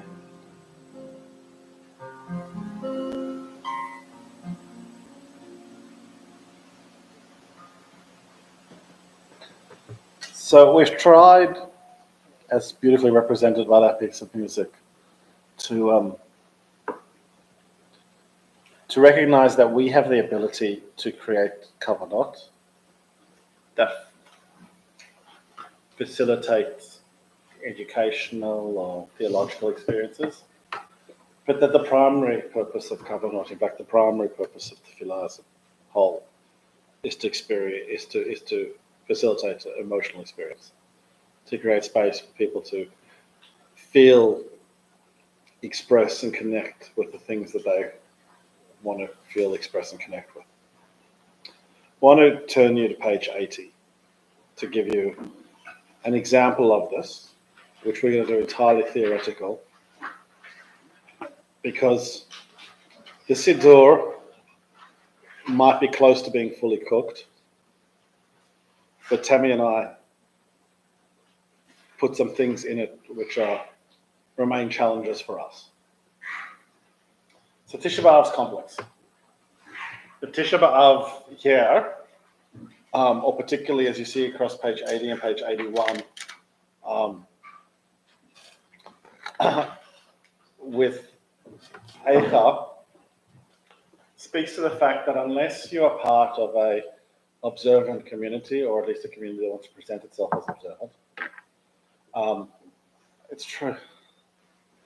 There are limited exposures to some of these pieces. Whether it be Ruth tomorrow, or Eicha on Tisha B'Av, or Ecclesiastes on Kohelet on Sukkot. And so we wanted a way to include them, knowing full well we were never going to be a community which read the entirety of these pieces in either Hebrew or in English. And so for each of the books that are read, the biblical books that are read ritually, we have created a spread like this that introduces it, that provides in the grey boxes educational pieces that explain the flow, the literary flow of the book. And then we've picked a verse from each of the chapters, in a similar way to what many of you would be familiar with us in how we've handled Kabbalat Shabbat. But here is our goal. A bunch of years ago, with my friend Rabbi Paul Jacobson, I at a conference, I think you were there, a long time ago. We were playing around with the point of the Haftarah. And I just said, I don't get it. Read at, whether in English or Hebrew, read at people, they're not following, they're kind of just waiting for lunch. And he came back at me and said, but the Haftarah are the prophets, and the prophets are so beautiful and so powerful, and not enough people read the prophets, and I totally agreed. So we played around with a way of presenting the Haftarah that captured the beauty and was an immersive experience. What the first go of this looked like was a simultaneous reading, chanting of it in Hebrew with an English reading, where the punctuation of the English reading followed the cantillation.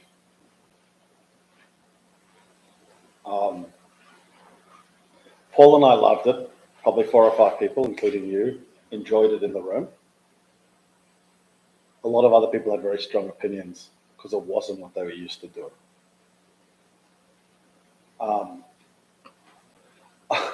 On a couple of occasions since then, when afforded the opportunity, Tammy and I have kind of played around. We've done it. You guys have done it a couple of times. For Haftarah, you guys have done it. Yeah. Yeah. So Tammy and I have done it a couple of times in some other settings. On Friday nights, occasionally, I would do it for Achenu to try and let people understand what we're singing with a pointed translation or a paused, punctuated translation running simultaneously. Our goal And don't expect it tomorrow if you come and listen to Ruth, because we're not ready for it yet. Like, we're still getting the page numbers right. A goal is to do 3 things. You're trying to do this? what? No, I've got one if you want. In Eichatro? Yeah. I haven't heard it, so I can't read it with you without stumbling. So it's a chant with a read, which is great for the 2 of us. But the disconnect there is then we risk doing something which intellectually I'm totally opposed to. Prayer's performance art. And then we go back to what we did in Kabbalat Shabbat. While both of us hate Rom Lamu, at least the melody we do for Rom Lamu, we picked melodies that have an anchor that everyone in the room can stick with if they choose to. Then we can go off into liturgy, into verse, or people can just stay with the anchor, or they can just... Our goal is to teach, is to get a nigun, an anchor, that captures the spirit of the text of the Torah. So, Eicha has a particular sound. Tam, you really know it? Yeah, I was just writing in your pauses here if you want. Just sing, just give it to me as a nigun. Da da da da da da da da da da da da da da da da da da. No, that's Haftarah. That's high halt. That's. Oh, they're very similar. Yeah. So that one there. That's Haftarah. Look at me, jeez. I actually got ears. Those 2 are the same in Haftarah and Eicha. Maybe, but intellectually they're not, because Haftarah on festivals, none lifts up at the end, melodically and emotionally. As you're moving through it, it lifts you up. Eicha, at the end of phrases, it's meant to pull you down. And the second half you did had that. Yeah. So our goal is to connect with the stories with a melody that we only use for that story, that the room can hold. Think like a round. So we're all reminding ourselves of the tone and spirit of the season, because that's the seasons, that's the whole section that we're in. We're hearing the refrain and the melody of tradition, and then we're engaging people with understanding. We can try if you want, at least the first part. You got it. I'll see. I can see where you put the marks. Have today's version. Today's version. Let's leave it at that, because it's something, as I said, we're very keen to constantly push ourselves. And we already know that no one in the world's doing this. No one's doing this sort of thing with prayer. It's Control C, Control P in most Jewish communities around the world. And that's not a judgment statement. Like I wasn't being pejorative when I said, who present themselves as like that's what they do to sleep at night. And everyone has to make peace with whatever they choose to do. We just want to be aspirational, and this is kind of how we do it.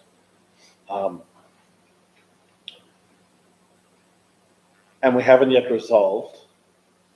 So what you probably don't know is we don't do Haftarah on Shabbat mornings when there's a bar mitzvah. We benched Haftarah.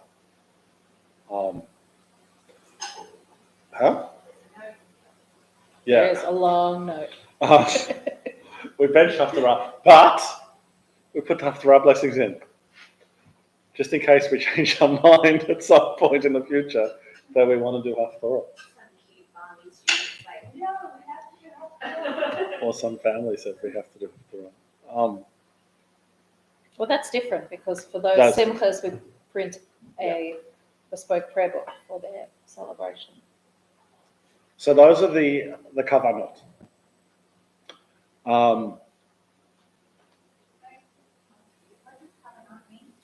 So kavanah means intentionality. So keva Yeah. means structure Yeah.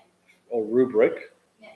Kavanah means intentionality, the spirit.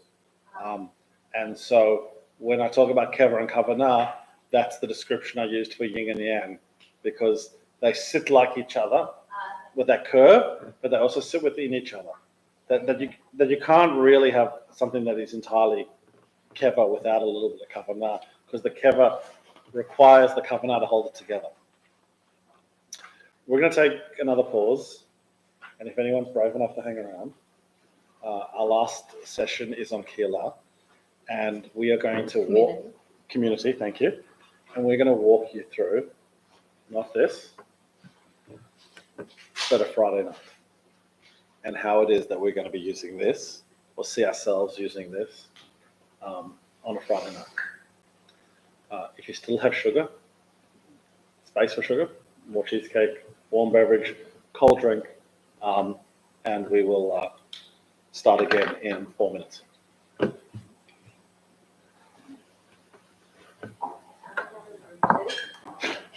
No, I think it's fine. I'm going to, I was thinking to myself, you know how, like when I read Tanakh, and it says Yud Hey Vav Hey, or it says Adonai, or it says whatever, Yeah. and I always say eternal. Yeah. I'm just going to read it differently, because I think that it actually is right. Okay. Like, I think it's... Like for Tu B'Shvat, it's so right. For the harvest festivals, it's so right. Yeah, no, it is.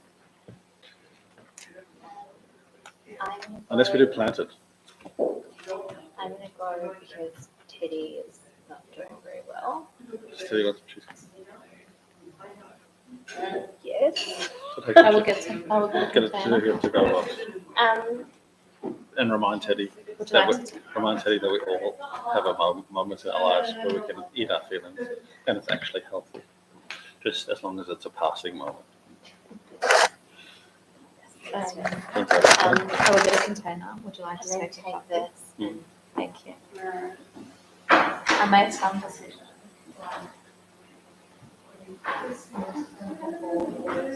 Yeah, capitals, and I kept it because it matched the Hebrew for the subheading obviously, but then like we can just went and to the other end, those subheadings in the gray boxes are necessary.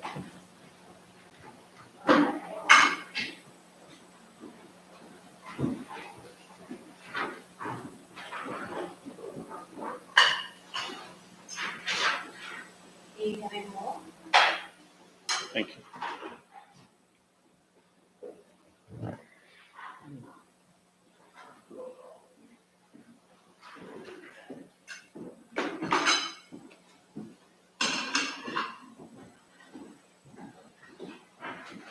Hey, Rad, do you want to play a fun game? You want to lead the next session, and we'll tell you when you make a mistake?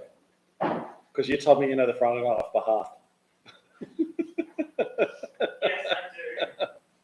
Normally when I thought that takes the headings of the prayer book.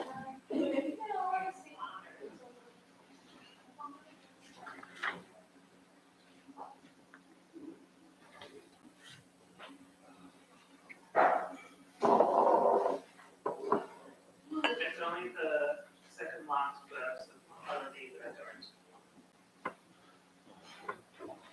Of the ones we sing, Yeah, the ones we sing. there's a few. I was, why they're numbered. I'm I aware. know, I was aware, but it's funny, because I was singing like the whole thing the other day, and Mike was like, I don't know this, and I'm like, you should. I do enjoy when Tammy realizes someone new is in the room and there's that very big emphasis on doing that second verse. Yeah, but you know, we potentially have 3 pages that we have to add into this. No, we've got a 4 because of Havdalah's on the inside back page. So 3 pages would allow us to Yeah. But we'll see if we go through tonight. Because like maybe we'll just add. What was that? Where was the spray book we used light grey? There was some point we did something light grey because it's sometimes used, not always used. It was. I remember we did it as a concept layout one. The black guy was the communal response. And it's in the Mux or something. Yeah, it's in the Mux. Do we not know like to add,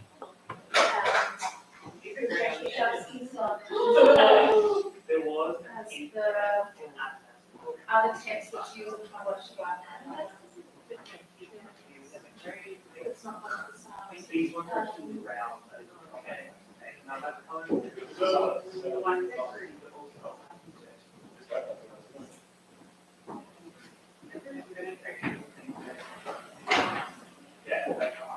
Yeah.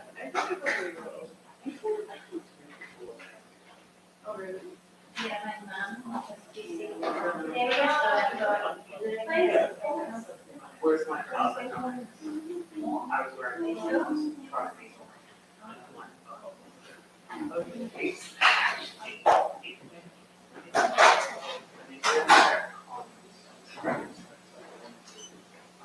What's the thing saying like, what's the for extra 3 pages? You don't know?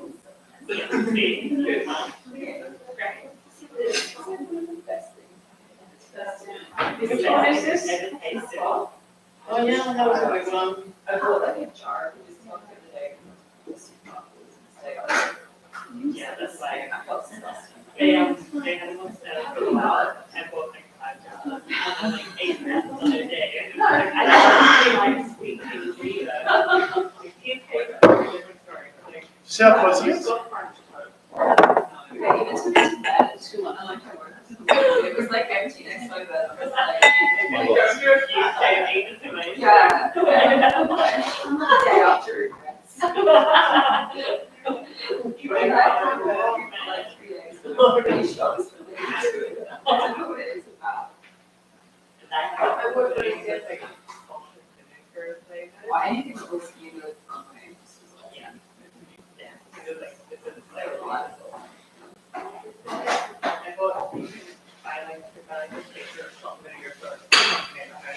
What? Yeah, you can buy the flavor. No. Yeah. Yeah. Favorite where?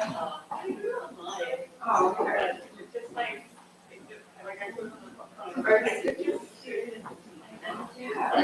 They were popcorn, yeah, popcorn is one. Yeah. Well, Yeah. I trust this is cooler than this year, just my favorite. yeah, some are, it just doesn't come all of along. It's a natural chip company, one is. Please give Teddy a hug. Okay. Like I know you will, but like one for me. I know you will, but like one for me.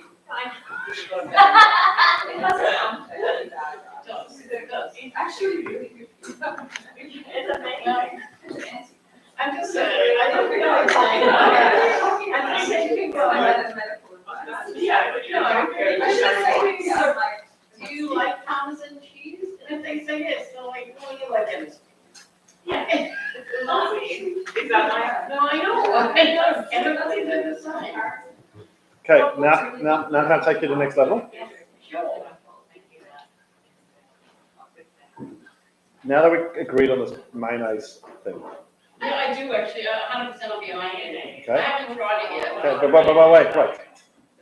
So it's mayonnaise, and then into like a grated parmesan, so that the mayonnaise and the parmesan form a crust on the outside of the bread, and then you've got the melted cheese inside.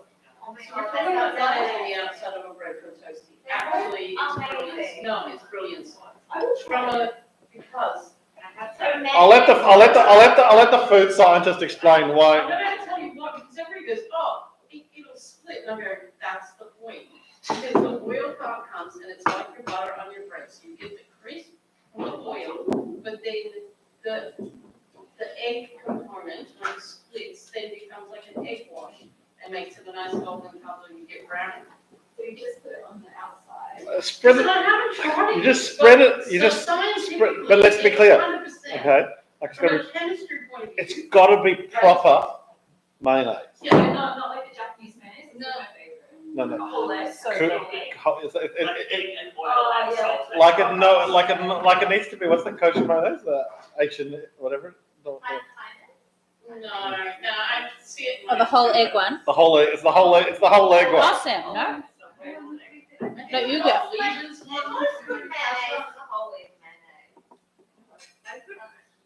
Okay. This is the real conversation. Whoever's joining us. Hope you are entertained. Okay, we're going to start.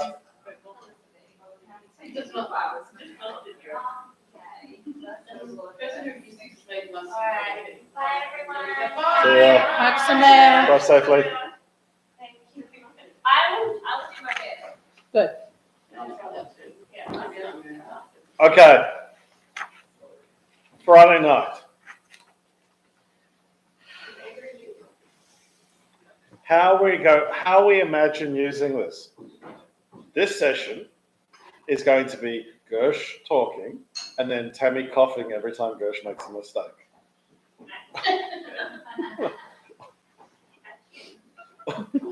Or perhaps being a little bit more direct, like we so often do when we're working together. I think I understand where we've got up to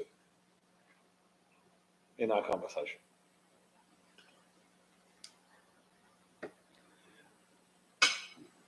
We want to start with song. Well, you don't like shushing people. Because we don't so- like shushing people. Or dragging them from the bar on a Friday. So we'd rather start with song.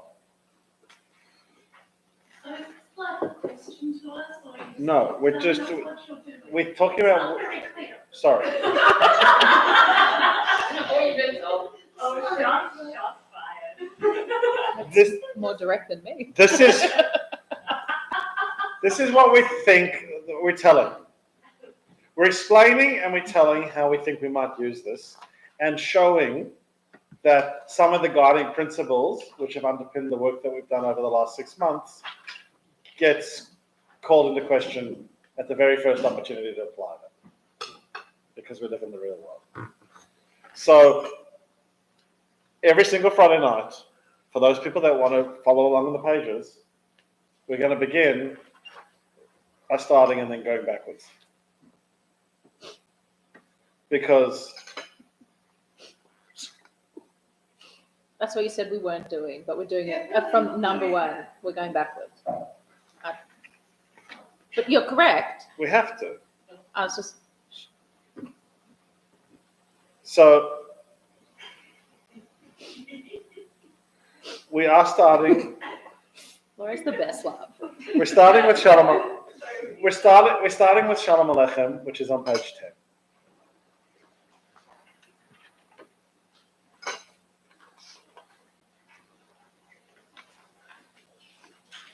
But we're not going backwards because no one has a siddur by then. Correct. Correct. This is where I'm sitting here. Yeah. You're putting the lid on the whiskey. I'm not calling a page. No, neither of us are calling a page number on page 10. And then we are going back to page 6.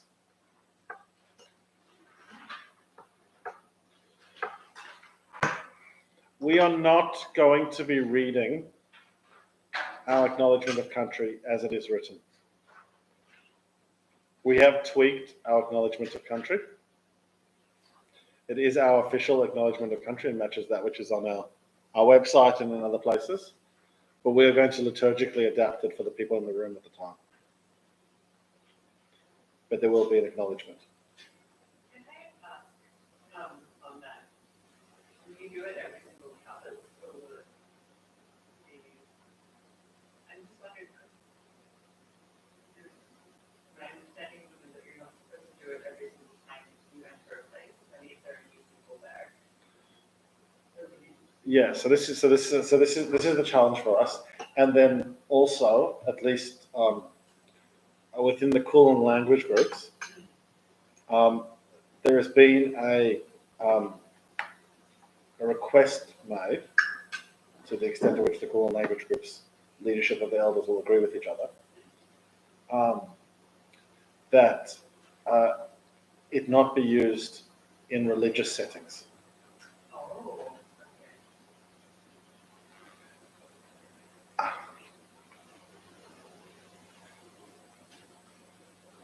A lot of that is political and is a response to what organized religion has done to their cultural and linguistic identity.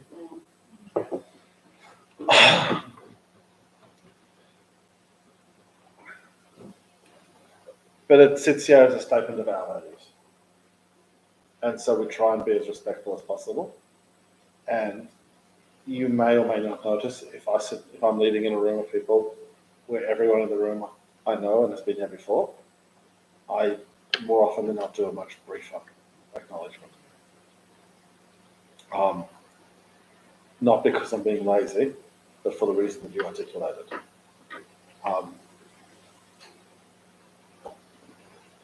But there's even less clever in that. Oh, really? There's just no clever gift to us in that. We're just trying to do what feels right. And so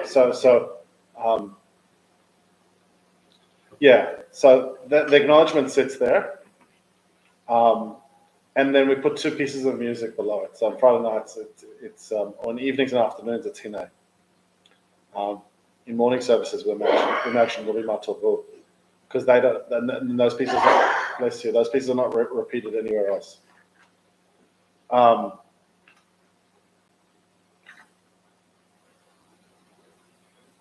But if everyone in the room is known, we might do something on page 8.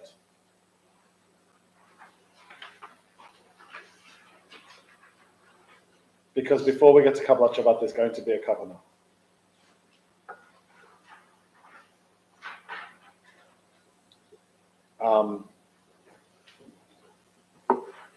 We are umming and ahhing. We literally had a conversation about it while Tammy was making a drink. Because we know we've got a couple of pages to add as to whether we'll do an alternative Kabbalah Shabbat. We started doing it. 7 songs that are not psalms. There are a few around here. So on page 9, we love Hallelujah, and Hallelujah is a psalm, but it's not one of the Kabbalah Shabbat psalms.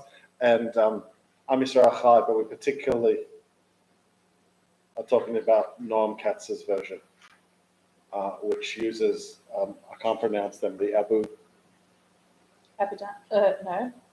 the Ugandan Jewish community's melody. So Noam was a classmate of mine at rabbinical school.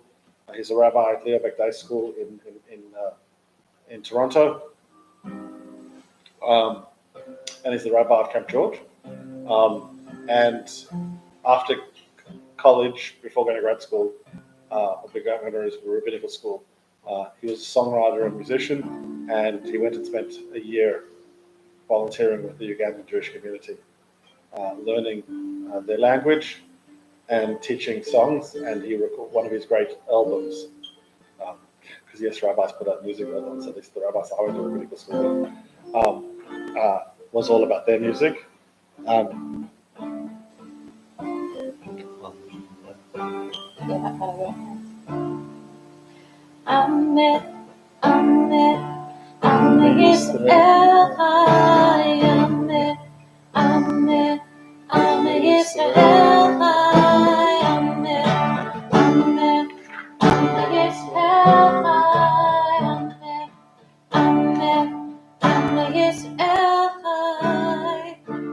I'll let you explain why I'm saying Amen, and it says Yeah, because again, that's linguistic pronunciation. And the reason that we're playing around with that, and again, we're both teaching Jewish journeys at the moment, this wonderful curriculum. We just don't want to play into the European centrism, Eurocentrism of so much of Jewish life at the moment. We don't think it's accurate or historically accurate. Jews have lived in all sorts of different places. More than half of the world Jewry are not European Jews of cultural of ethnicity. And so we just want to try and give a bit more of a reference or a shout out to that. But essentially it goes Shalom Aleichem into Hine with a acknowledgement or a kavanah on either side of Hine, then jumping forward to page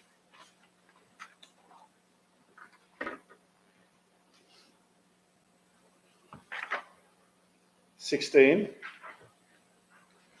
and 17, where we've put the Psalms of Shabbat together, the 6 Psalms of Shabbat. Now, we generally pause in between. We don't do them as a full set of 6. And so what we've done on the preceding pages is put a couple of different readings that we might want to put there. But again, we don't worry about going backwards to go forwards because we don't think that those are going to ever be communally read pages. So I or whoever's leading the service might flick back to read one of those or part of one of those, and then go forward into 18 and 19. Pretty much matches exactly what we're doing, just laid out differently to what we currently have laid out. And 19's interesting because we wanted an alternative to Psalm 92. We think Vashamru works really well in certain settings, but we couldn't put Vashamru there and leave it there. So Vashamru also appears on page 11 because if it's not Friday night, on Shabbos morning, Vashamru is the Shusha. Because even though Shalom Aleichem is just a song, it's a song which culturally we associate with Friday nights, not with Saturday or Shabbos morning. Tammy's just sitting there correcting the titles. And it's transliteration, as I said before, it's a interesting and fun game, and if I'm making some changes, I may as well make a few more. The pages that we skipped is not us skipping. It is additional prayers and readings that are in there that we can draw upon when we want to. But they're not all Shabbat. The first 2 pages of Shabbat we did, the Psalms of Shabbat, Yedid Nefesh, on page 14 and 15. We jumped over, but you went back to 15, so 14. Yeah. And in a really awkward place, because we like the ability to go forward, Tefillin just appears in the middle of all of that. Because if you were going in the morning on pages 11 and 12, there is the ritual of putting on Tefillin and Talit. And we think both of those are really important rituals. We know that a lot of people in the non-Orthodox community have let go of Tefillin. But we love the idea of binding yourself to something greater than yourself. We teach it to almost all of our B'nai students in one way or another. And so we felt it needs to be in our prayer book. And then we jump, because on page, Kaddish Yatom, in between Kabbalat Shabbat and Ma'ariv, and then we move forward to Ma'ariv. So to move forward to Ma'ariv, we literally have to move to... Did you just say Kaddish really quickly? Yeah, I did. I said Kaddish really quickly. Okay.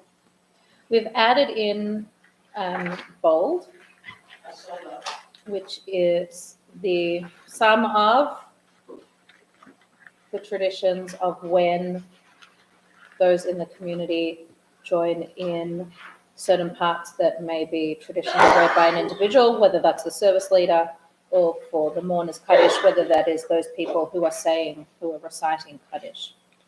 There is not an italics in Hebrew, and italics would be really complicated, but Not good in this font. But we're also very aware that people who come here as guests who are not here regularly, in Kaddish Yatom, stumble on Val Kol Yoshvei Tevel, which is a verse which is part of Tammy's practice, which we've included in our prayer book, I actually say Balkol B'nai Adam, which is slightly different. Don't know, it's just what I've always said. It's a linguistic difference, it's not a theological difference. We're both trying to be inclusive.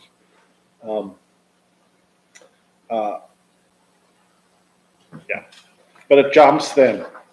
And here's the complicated jump, because it would be great to jump straight to Baruch Hu. But the order of the prayer book has 60 pages of seasons. Then it starts with Brachot HaShachar. So to get to Baruch Hu, we've got to go all the way to page 104. So, Gersh, I know you said earlier that the seasons follow the calendar, and then all the readings also follow Jewish time. So they all start with evening and then have morning after. Correct. So here's an interesting piece. Before we get to 104, you've got to look at 102 and 103. 102 and 103 are a repeat of Kaddish. Because if it was Friday night, Kaddish following Kabbalat Shabbat makes sense. But if it's not Friday night, and we've done Brachot HaShachar, Sukkot HaZimra, and then Kaddish Yatom, it would be a massive page turn to go backwards. So that's why for all other services other than Kabbalat Shabbat, Kaddish Yatom appears twice.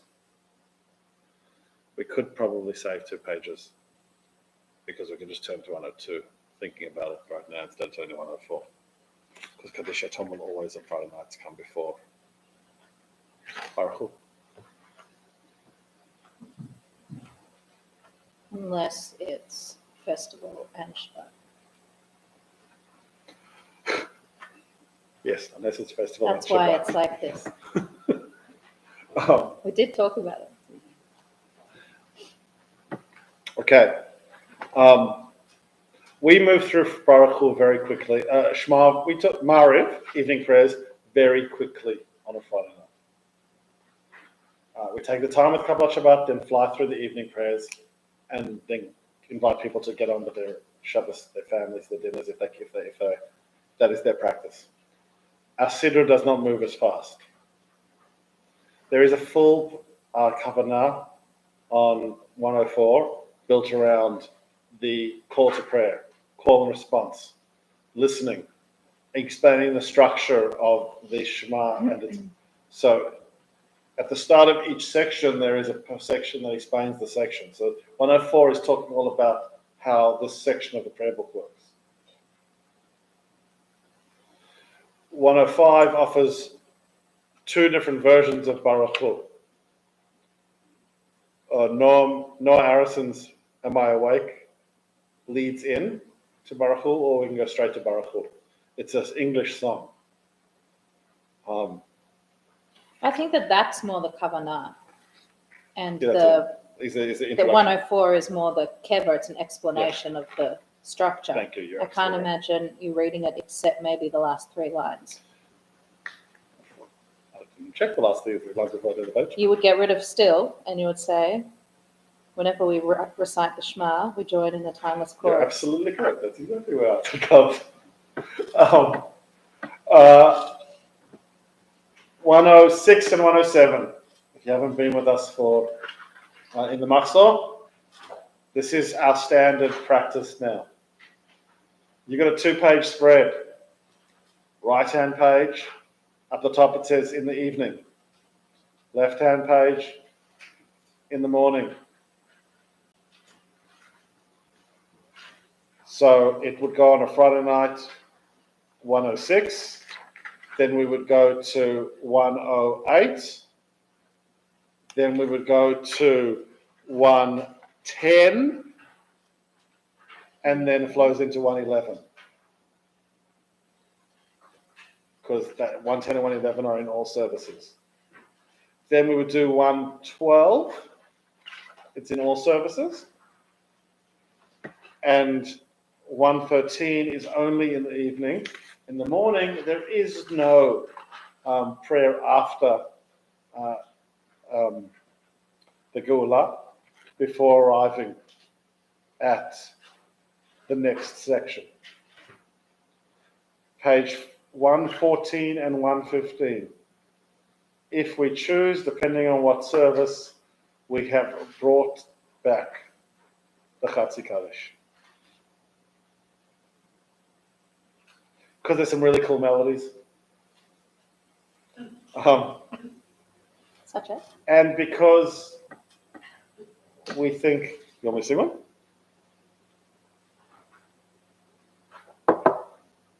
A cool one. Well, no, that's also done to the melody we're doing.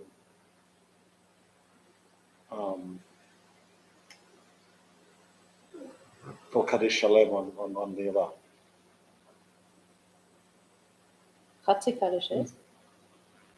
No, we're not going to do it, but it can be done. That's the big sing one. Yitkadal, yitkadash, yehei rabba, amen. I was thinking, like, What? That's the kind of cool one. yeah, that's the other I've one. never heard of it for Chatzi Kaddish. There's like, we'd have to leave out so many verses. Okay, well, let's do it. We can do it. We'll just do it. Okay, thanks. We'll leave me out for hang dry. And then into Amidah. Now, for those of you who weren't with us at the first session, there are 3 Amidahs. So I imagine on Friday nights where I'm trying to finish services by 7 o'clock. We are going to go from 113. We are not going to do a Chatzi Kaddish. And then we are going to go to page 32. 132. You're all gonna need little questions. Everyone's just gonna say this quickly up. Okay. Do you have plans to get regular Saturday morning service in the future? When both of us are working full-time at Shtiebel, there will be more regular Shabbat morning services than there currently are. How regularly? Wait, there's a third party that needs to be involved in that. 1, 2, and 3. Yeah. How regularly will depend on the appetite of community, because Just us two is not the ideal. Just like sitting there drinking your coffee. because like now's when I tell you that Friday night was like the first time we haven't had a minyan since we started davening. I'm sorry. No, it's not to make people guilty, because we don't do this but you know, One at a time. it doesn't. One at a time. It doesn't matter, and I'm not changing the davening. There's a big tradition that you drop off a third of the davening if you don't have the prayers, if you don't have a minyan, if you don't have a quorum. Everyone was present, full present. We did the service and we went on today. But there will need to be appetite for a morning service. Then so the Amidah flows pretty tightly, with the exception of the fact that the Shabbat Amidah is both evening and morning. So it goes 132, 133, 134. We would skip 135 on Shabbos evening. 136. Then we'll do 138, 139. There are a whole series of interpretive hodaot written everywhere. They are repeated a lot. They're not the same. The hodah is repeated a lot. They are. There are They lots of different hodaot introductions. For Hanukkah and Purim, something that's the same, something that's different, and Yom Ha'atzmaut, because those are the traditional times when additional readings for giving thanks are So to added. be clear, if you're on page 140 and 141, we're in Shabbat. Sorry? But it's Shabbat. When it is Hanukkah and Purim, we would do Nisim Ve'al HaPurkan. Then we would do 140 for Hanukkah, or we'd do one for top of 141 for Purim. And then we got ourselves caught in a really interesting rabbinic debate. Because there's this whole tradition amongst religious Zionists that you do Al Hanisim and Hallel on Yom Ha'atzmaut, because the creation of the modern Jewish state of Israel couldn't have happened without God. Again, not getting involved in that historical revisionism, but we had space to put one in there because we thought we might do a special Hoda'ah on Yom Ha'atzmaut, because we think there's a framing there in the structure that kind of resonates. And all of them end with the Chatimah, the final line of the blessing at the bottom of 141. If it is not Yom Ha'atzmaut, Purim, or Hanukkah, then the Hoda'ah begins on page 139. You skip all the grey boxes and finish the prayer On 141. at the bottom of page 141. As we said, the Siddur has been created to challenge community to develop a literacy that we think most modern Jews have deferred to their paid religious professionals. We don't like that idea.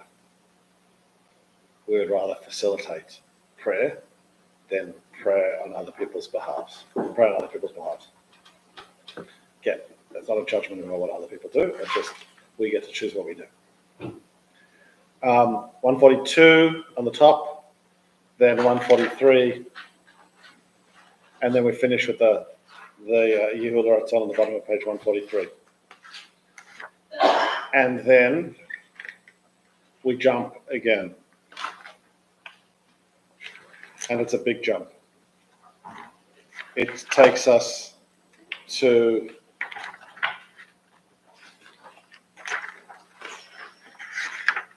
not that page. 190 something? Open.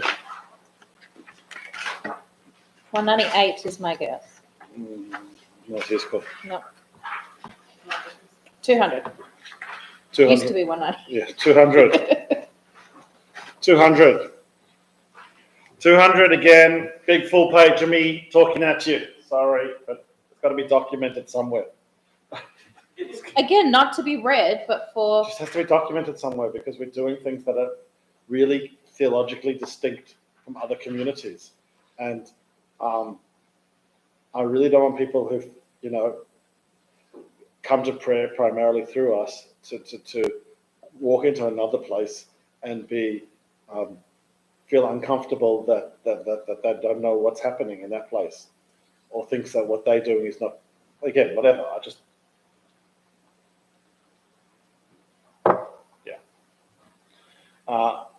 And then page 202 looks exactly like you guys are used to seeing it.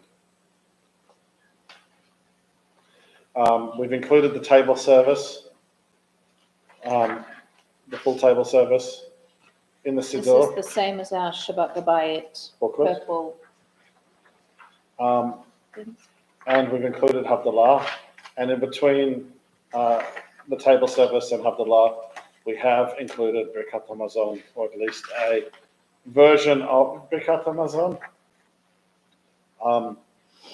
A slightly shorter version of Birkat HaMazon than is found in traditional communities and traditional homes. And then on page But 2... longer than most, yeah. longer than most, with some Longer sections. than the short Havdalah. Birkat, yeah. Birkat, sorry. With some sections listed, if you go to page 212 and 213, there are two paragraphs that are often omitted and are often on other Birkat HaMazon, whether it's a Bencha booklet or prayer books, these paragraphs are often in smaller font. So in here, they're in smaller font and with the instruction that they can be omitted. I did not notice the smaller font. That's how it fit in the page. Yeah, I know. Yeah, and then there's a, again, Well- really happy with the alternative Brickard Amazon. Originally, it was written because we had a spare page that we had to fill. It might disappear if we need it to disappear, but No, it's good. it's a really nice piece of liturgy. Thank you, Raf. We will make sure that there are little page post-it notes for people to have around, at least on the 20 or 30 that we use regularly, to help people navigate initially. Sorry?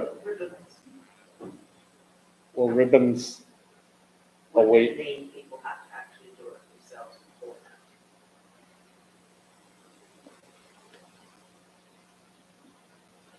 Give it a few uses and you're going to feel very comfortable with it. yeah, again, also, we're using whatever the term is in terms of the binding. So the pages that are open regularly will open regularly.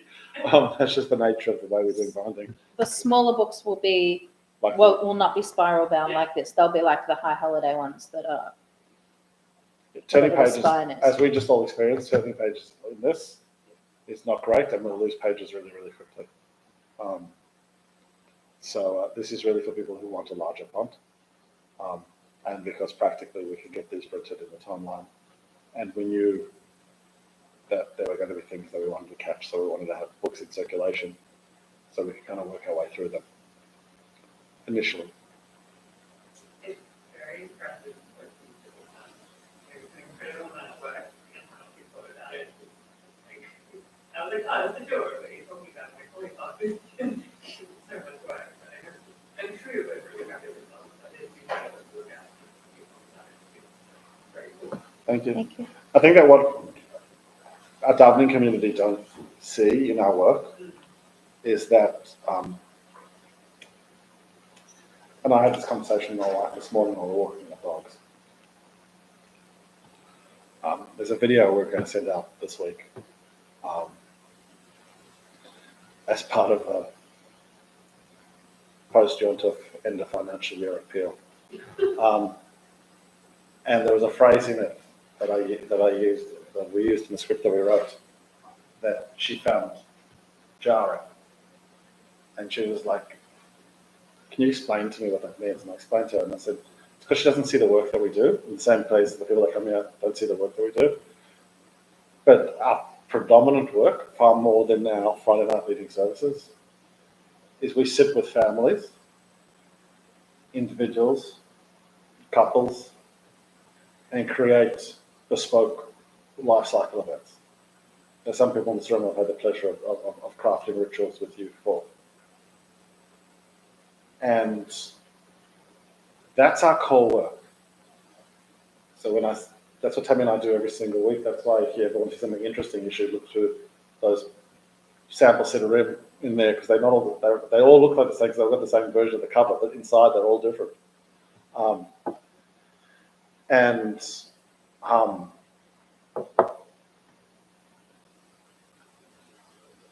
The best explanation of the term that I used, we're jazz liturgists. It works, doesn't it? Musically. And by that I mean, as I've come to understand, most accomplished jazz musicians are outstandingly classically trained musicians. Technically trained musicians, who then use their technical training to facilitate improvisation.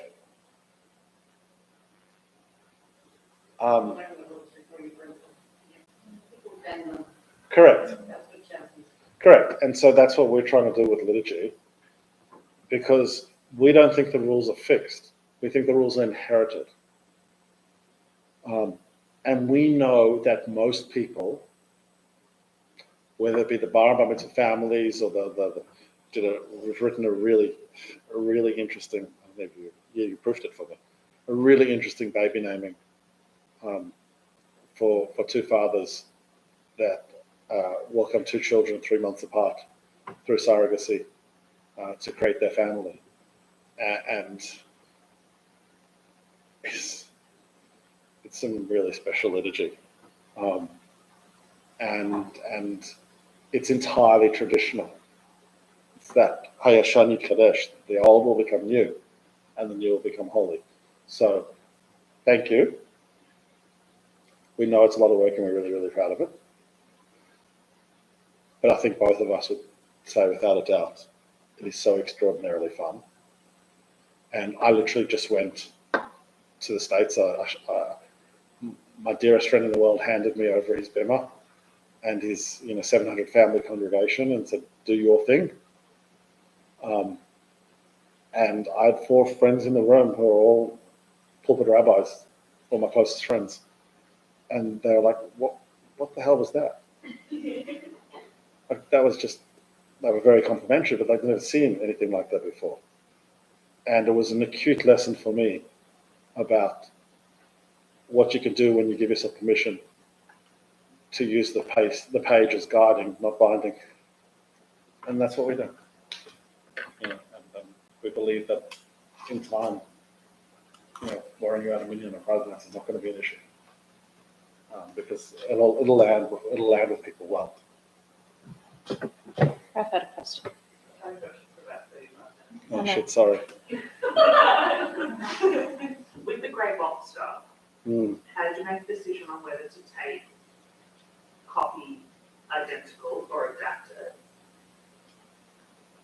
Because made the door, which is Adapted. but not for the word synagogue, that really stands out. It was one of my favourites, but made the doors of this, Sanctuary. Which is how you read it. that's not how it's written. How it's written, yeah.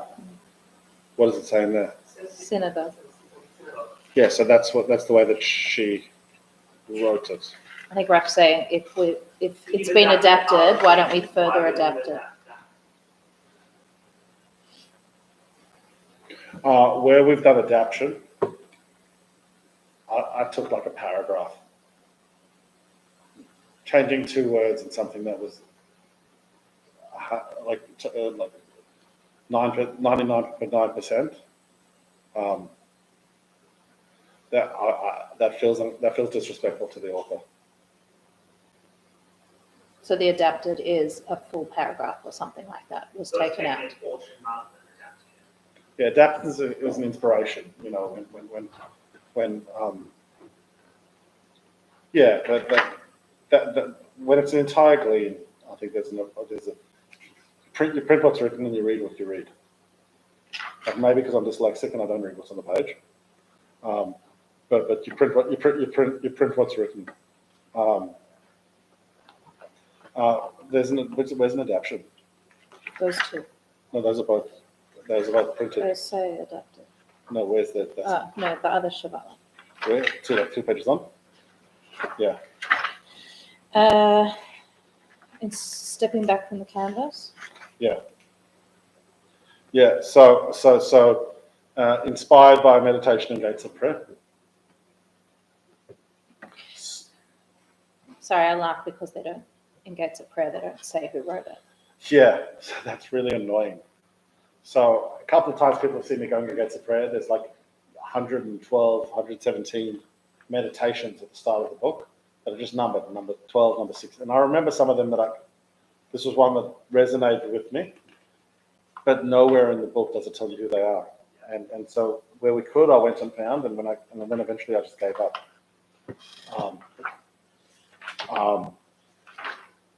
And so there, just as an artist, paragraph is 90% from the meditation, and the rest I wrote around it. It's where my mind went. And I put the preface and the concluding paragraph. This is where Tammy says it's how I speak. So I wrote into it segues. Is a segue in and then a segue out? They're both segues? Can be. Yeah. So I wrote into it liturgically a connection because we wouldn't start cold and we wouldn't finish cold. And so I wanted that all to kind of carry people with them at that point in the service. So that for me is an adaptation.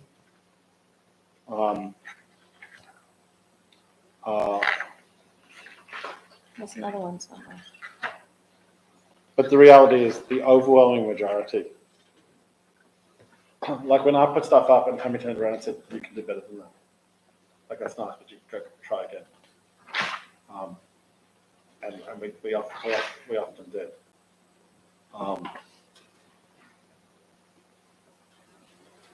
And then there are also just shout outs to teachers and people that have inspired me. I know that a couple of the musical pieces, one which we're probably going to add, and then the Noah Harrison one, I'm Awake. These are people who deeply inspired and shaped Tammy's approach to Jewish music and educational music and liturgical music. And so we also want to have like hat tips because we can. So there's a bit of that. At the bottom of underneath Hashkivenu, whatever page it's on,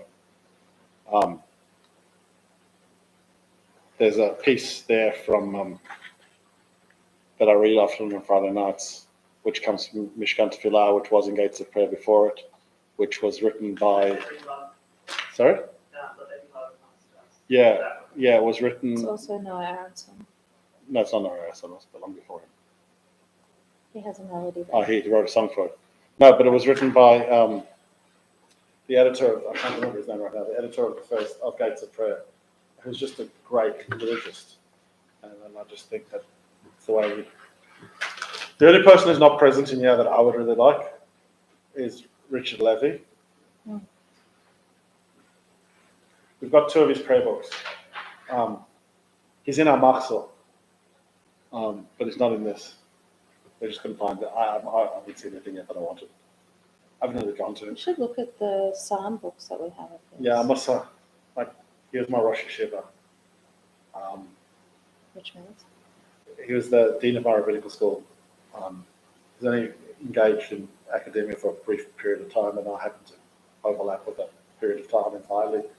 And we have a lot from his personal library because when he passed away, I was a student at HEC and they came and said, "Take what you will."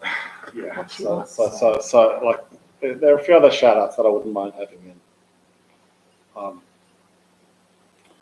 Any other questions? I know the hour is very, very late. I know other people have other tikkuns to get to. Not me, I have bad tickets. Yeah, so again, I think that we're going to put this to bed and to proper print by the end of June time. Sure. Maybe the second week of July. So we can just start using it regularly. And because we have a reprint of our Machzor before our holidays. Do it. Which is not it's not a rethink, it's just a typo correction because a Machzor we did in We'll talk about that. Because in version 2 of that, I would want to change everything, all the transliteration to match this. So that's a huge jump. A Machzor we did in 3 weeks. And it's great. Sometimes when you just do stuff fast, it's great liturgy, but the book has inconsistencies and typos. And there are interesting things. Like last year we did an October 7th memorial on Yom Kippur. It's not in our Machzor, and we're not doing it this year on Yom Kippur. It's not part of Yom Kippur.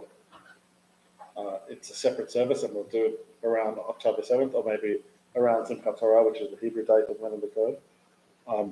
but we will have an extended section of Vegas score. And again, we're learning like the rest of the Jewish world, like how to deal with these things. We also have a very short Yom Kippur this year, which might sound nonsensical to you because everyone knows that Yom Kippur is 25 hours, but it's very short in terms of daylight hours because of where the daylight saving falls. So Well, last year was very long. we filled it. It was like finished at 8 or something. 8:07. So Yeah. it's 7:07 or something. Yeah, Something like that. hour left. Cool.